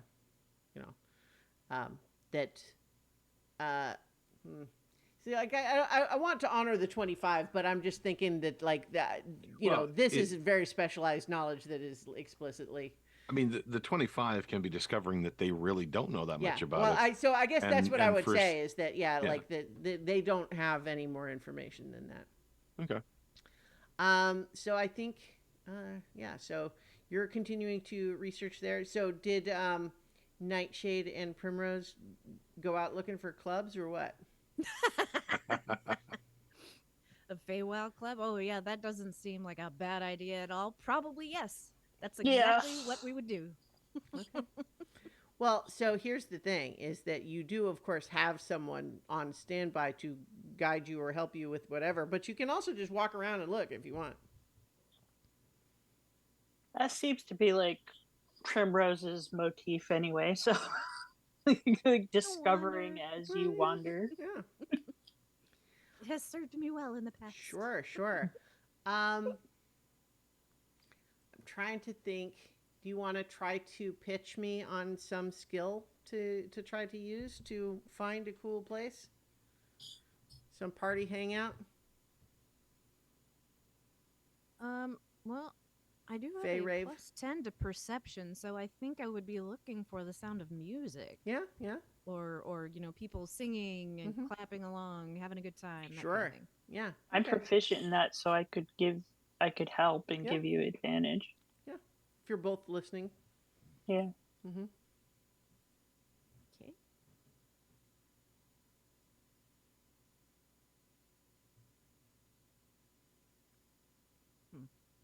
An 18 and a 12.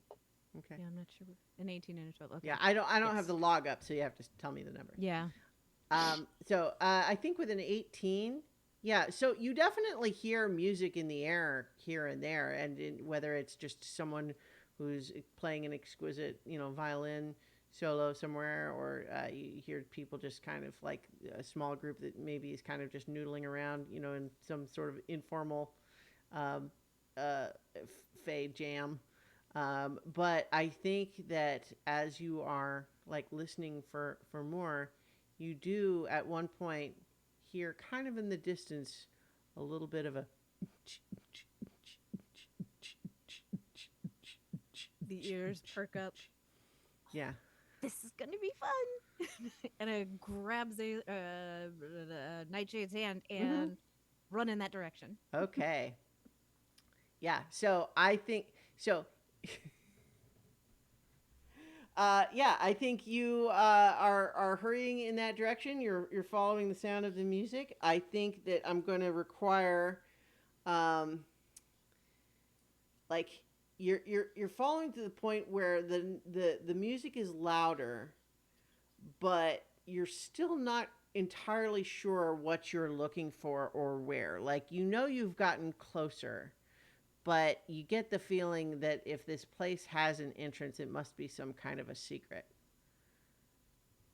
So tell me how you would go about trying to find the secret entrance to this club that must be nearby. Investigation. That would certainly be a valid skill to use.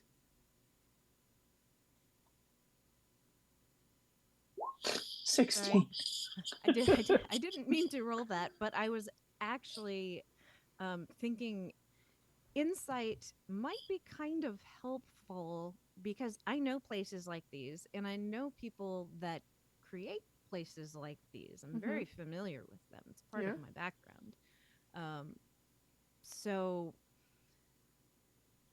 I would understand like the intentions behind hiding this entrance, keep the fantasy coppers out and Well, Fey police. also like you're in the equivalent of the ultra lux, Club Med package, right? So like this is not like not going to be a This is dive, where all the but trust fund babies hang out. well, right, and they like to dance too. They don't want riffraff in the Right. club So with the them. point is just that like you've certainly got a like a filtered presentation compared to what you might find somewhere out in the middle of the Feywild. But so what role were you wanting to use and what was the result? I thought insight Oh, sure. probably Yeah, worked no, I'll real buy well that. for Yeah. And I rolled a 25. 25, huh? Yeah, I think that looking around, putting together what you've kind of come to know of the folks around here, that there is just a cool little path that curves around this sort of like big rounded hill that you sort of feel like that seems like the kind of path that is designed to be like fun and feel a little sneaky to go around and see what's down there behind that hill. Like it looks like crafted to give that impression of like, ooh, where are we going? This is kind of cool. And so sure enough, as you follow that little path, you find a little door in the hill, and it's clear that you can hear the music coming from the other side, but the door has one of those little, like slots, right? And so you can hear that the music's coming from the other side, but you're now faced with this door.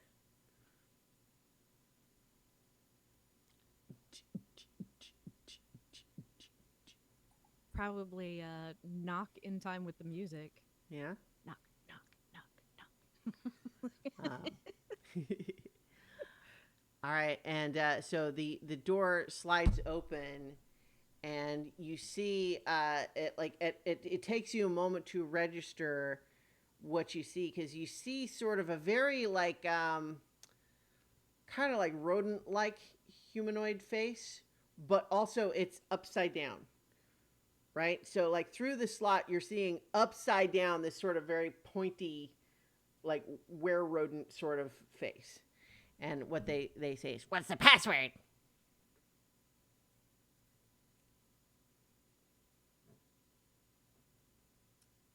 Try to think of all I'm thinking of is Scott Pilgrim and that scene at the end. Yeah? Yeah, so we'll try something like that. Just make a really derisive noise, like, really? Make a persuasion check.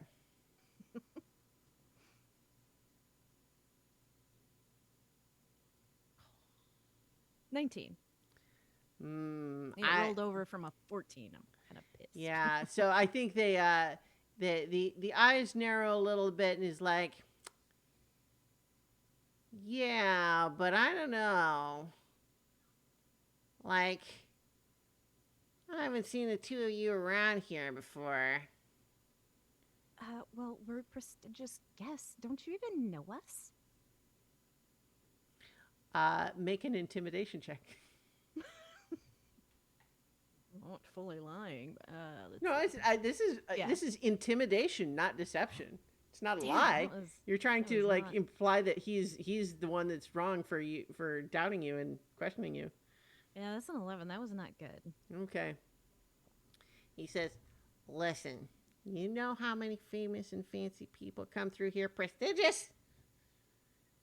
This club is prestigious. So, let me tell you, if you're gonna want to get in here, we only allow the best dancers in the whole Feywild to party with us. So I'm gonna need you to show me what you got." This is gonna be fun. Fine. I will do as you ask. And then you'll let us in. So I Well, just I mean, perform- you're gonna have to show me what you got first. So performance check? Yeah. Although I assume Nightshade is standing there behind you. Yeah, I'm gonna cast guidance on myself. Okay. I'm gonna use her as a prop. All right. It's like a cheerleading Yeah. So competition. I want both of you to roll performance.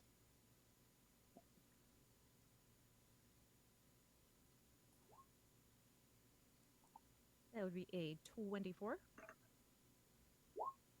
20, not natural. You know, it's like, all right, well, that's pretty good. I think I can let you into general admission. But if you want past the velvet rope, you're going to need to grease the skids a little bit.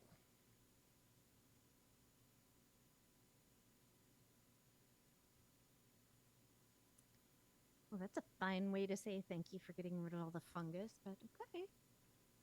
Fine.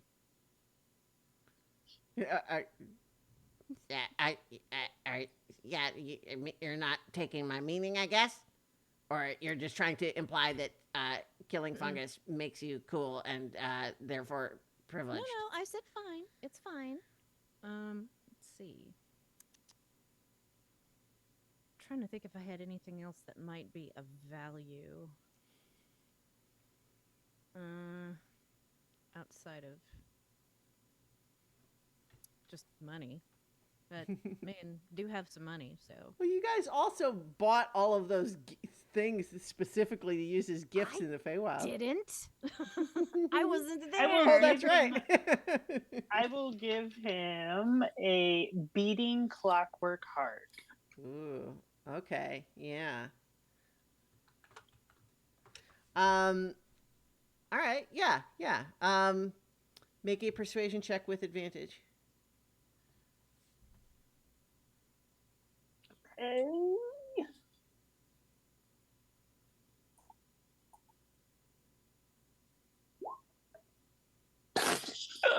10 and 13.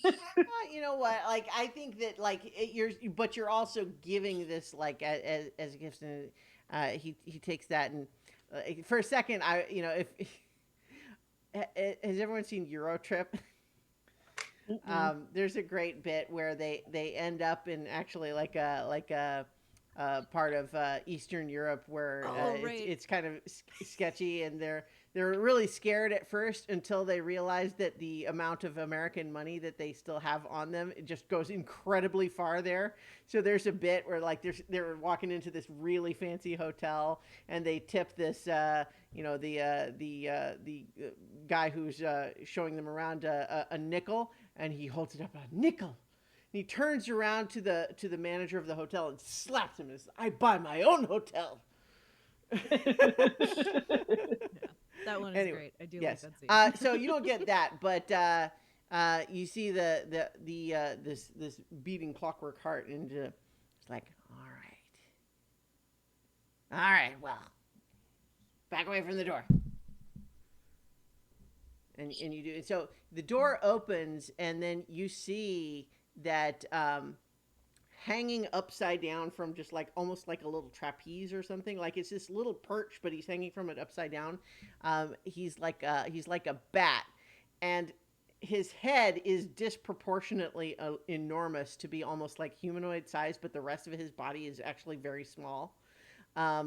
But he stretches out these like big elaborate like bat wings to grab the clock, and then tucks it away somewhere that you can't really see, and then extends one again, and he's got like a stamp. It's like, I gotta stamp your hands if you want to go to the VIP section.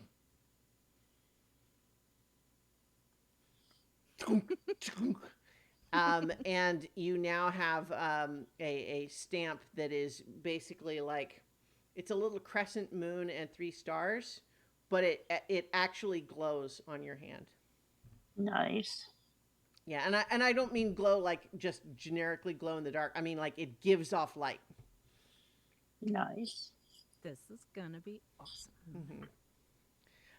Yes, and so sure enough, you are allowed in. The music is loud. There is a lot of people drinking various mystery beverages. You see that there's definitely a VIP section where people are lounging and looking important and holding court. And there's also just a lot of different sorts of creatures dancing. You know, like all the there's tree ants and what look like just like regular rabbits, except that they're wearing little outfits, and centaurs and dryads and pixies and just all sorts of fake creatures just having a rave. Oh, my changeling brain is just like, this is great. All right. So are you just partying the night away? Heck yeah. Except that there's no night and day here, so it's basically people could. So here's the thing: as you are partying, I want each of you to make a wisdom saving throw for me. Okay.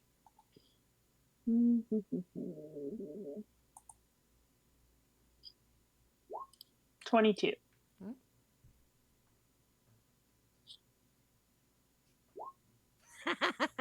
You're gonna carry me home. 6. Okay. So I think, let's see.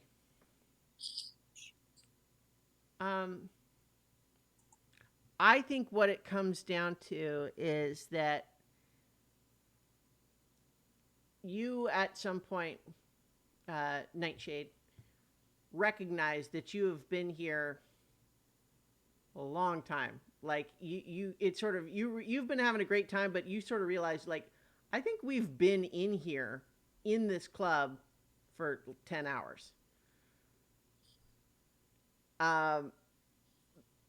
Maybe it's time to rejoin the others so they don't like worry about us, because we didn't actually tell anyone where we were going or anything like that. And I think those things occur to you. And so I guess what I'll have you just sort of realize with the successful saving throw is those things. That's like, oh, Mm. I've been in here for a long time, and it seems like it's just still going. It's not slowing down at all. I will actually I will grab Primrose and be like, I know we're like having a lot of fun, but I think we gotta go.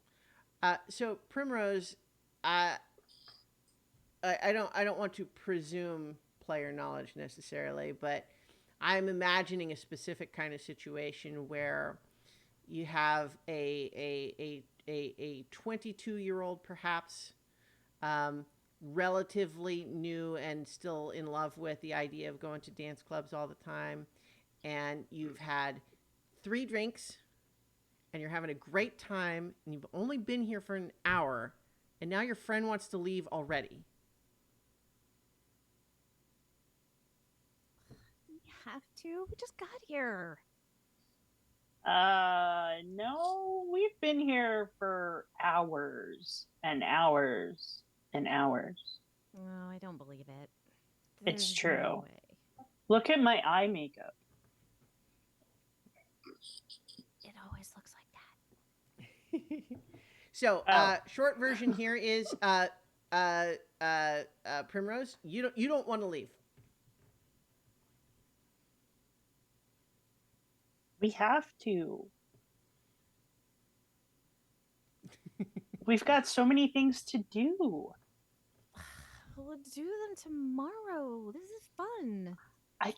Think it might be tomorrow already? I don't know. Does it really matter though? Because like time is kind of funny here, and I don't know. I don't think it matters that much. Like tomorrow is how we define it.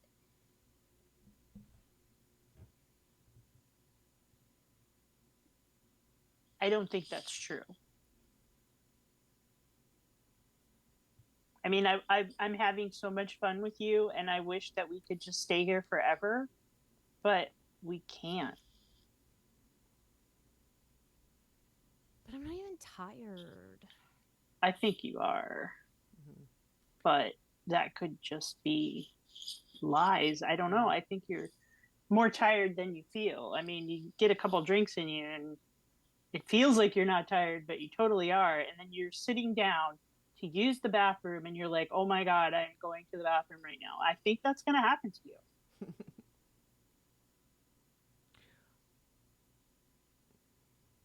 So we could keep going with yeah, this. so but I think ultimately well- you're just gonna have to drag me out. Yeah, so I think that like the gist of it is here, like you're not like technically charmed, Primrose. Like you are not like magically compelled so much as it really, you're having a great time. It feels like you've only been here for a very short time.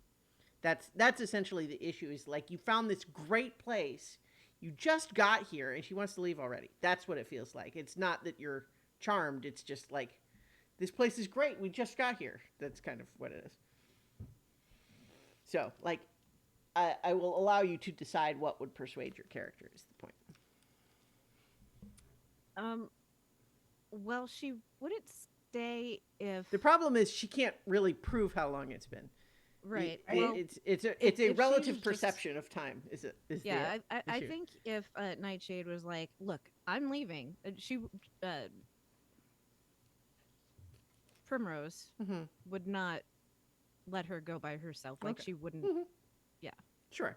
So in that case, then, if that's what it takes, like the two of you go out and I think, yes, Primrose, you discover, like, as soon as you step out the threshold of the club, you suddenly have 2 levels of exhaustion. Oh, that's a lot. That's like 2 days worth of sleeping. Yeah. Mhm. Come on, and I'll like Yeah. piggyback her back to the. Yeah. So, and in the meantime, I think, so Indigo and Garland, like I think Indigo stayed up quite a while longer researching, and then perhaps slept there in the reading room, and probably would have been left undisturbed to finish a long rest there. But I think that Garland, you and Aster and Paradise sort of wake up finishing your long rest, and like Inigo and Nightshade and Primrose aren't here.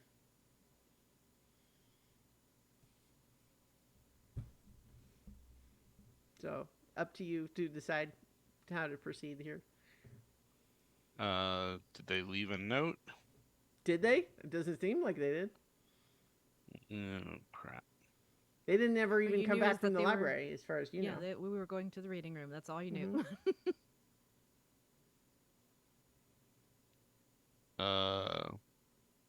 I call out the name of the concierge. Mm-hmm.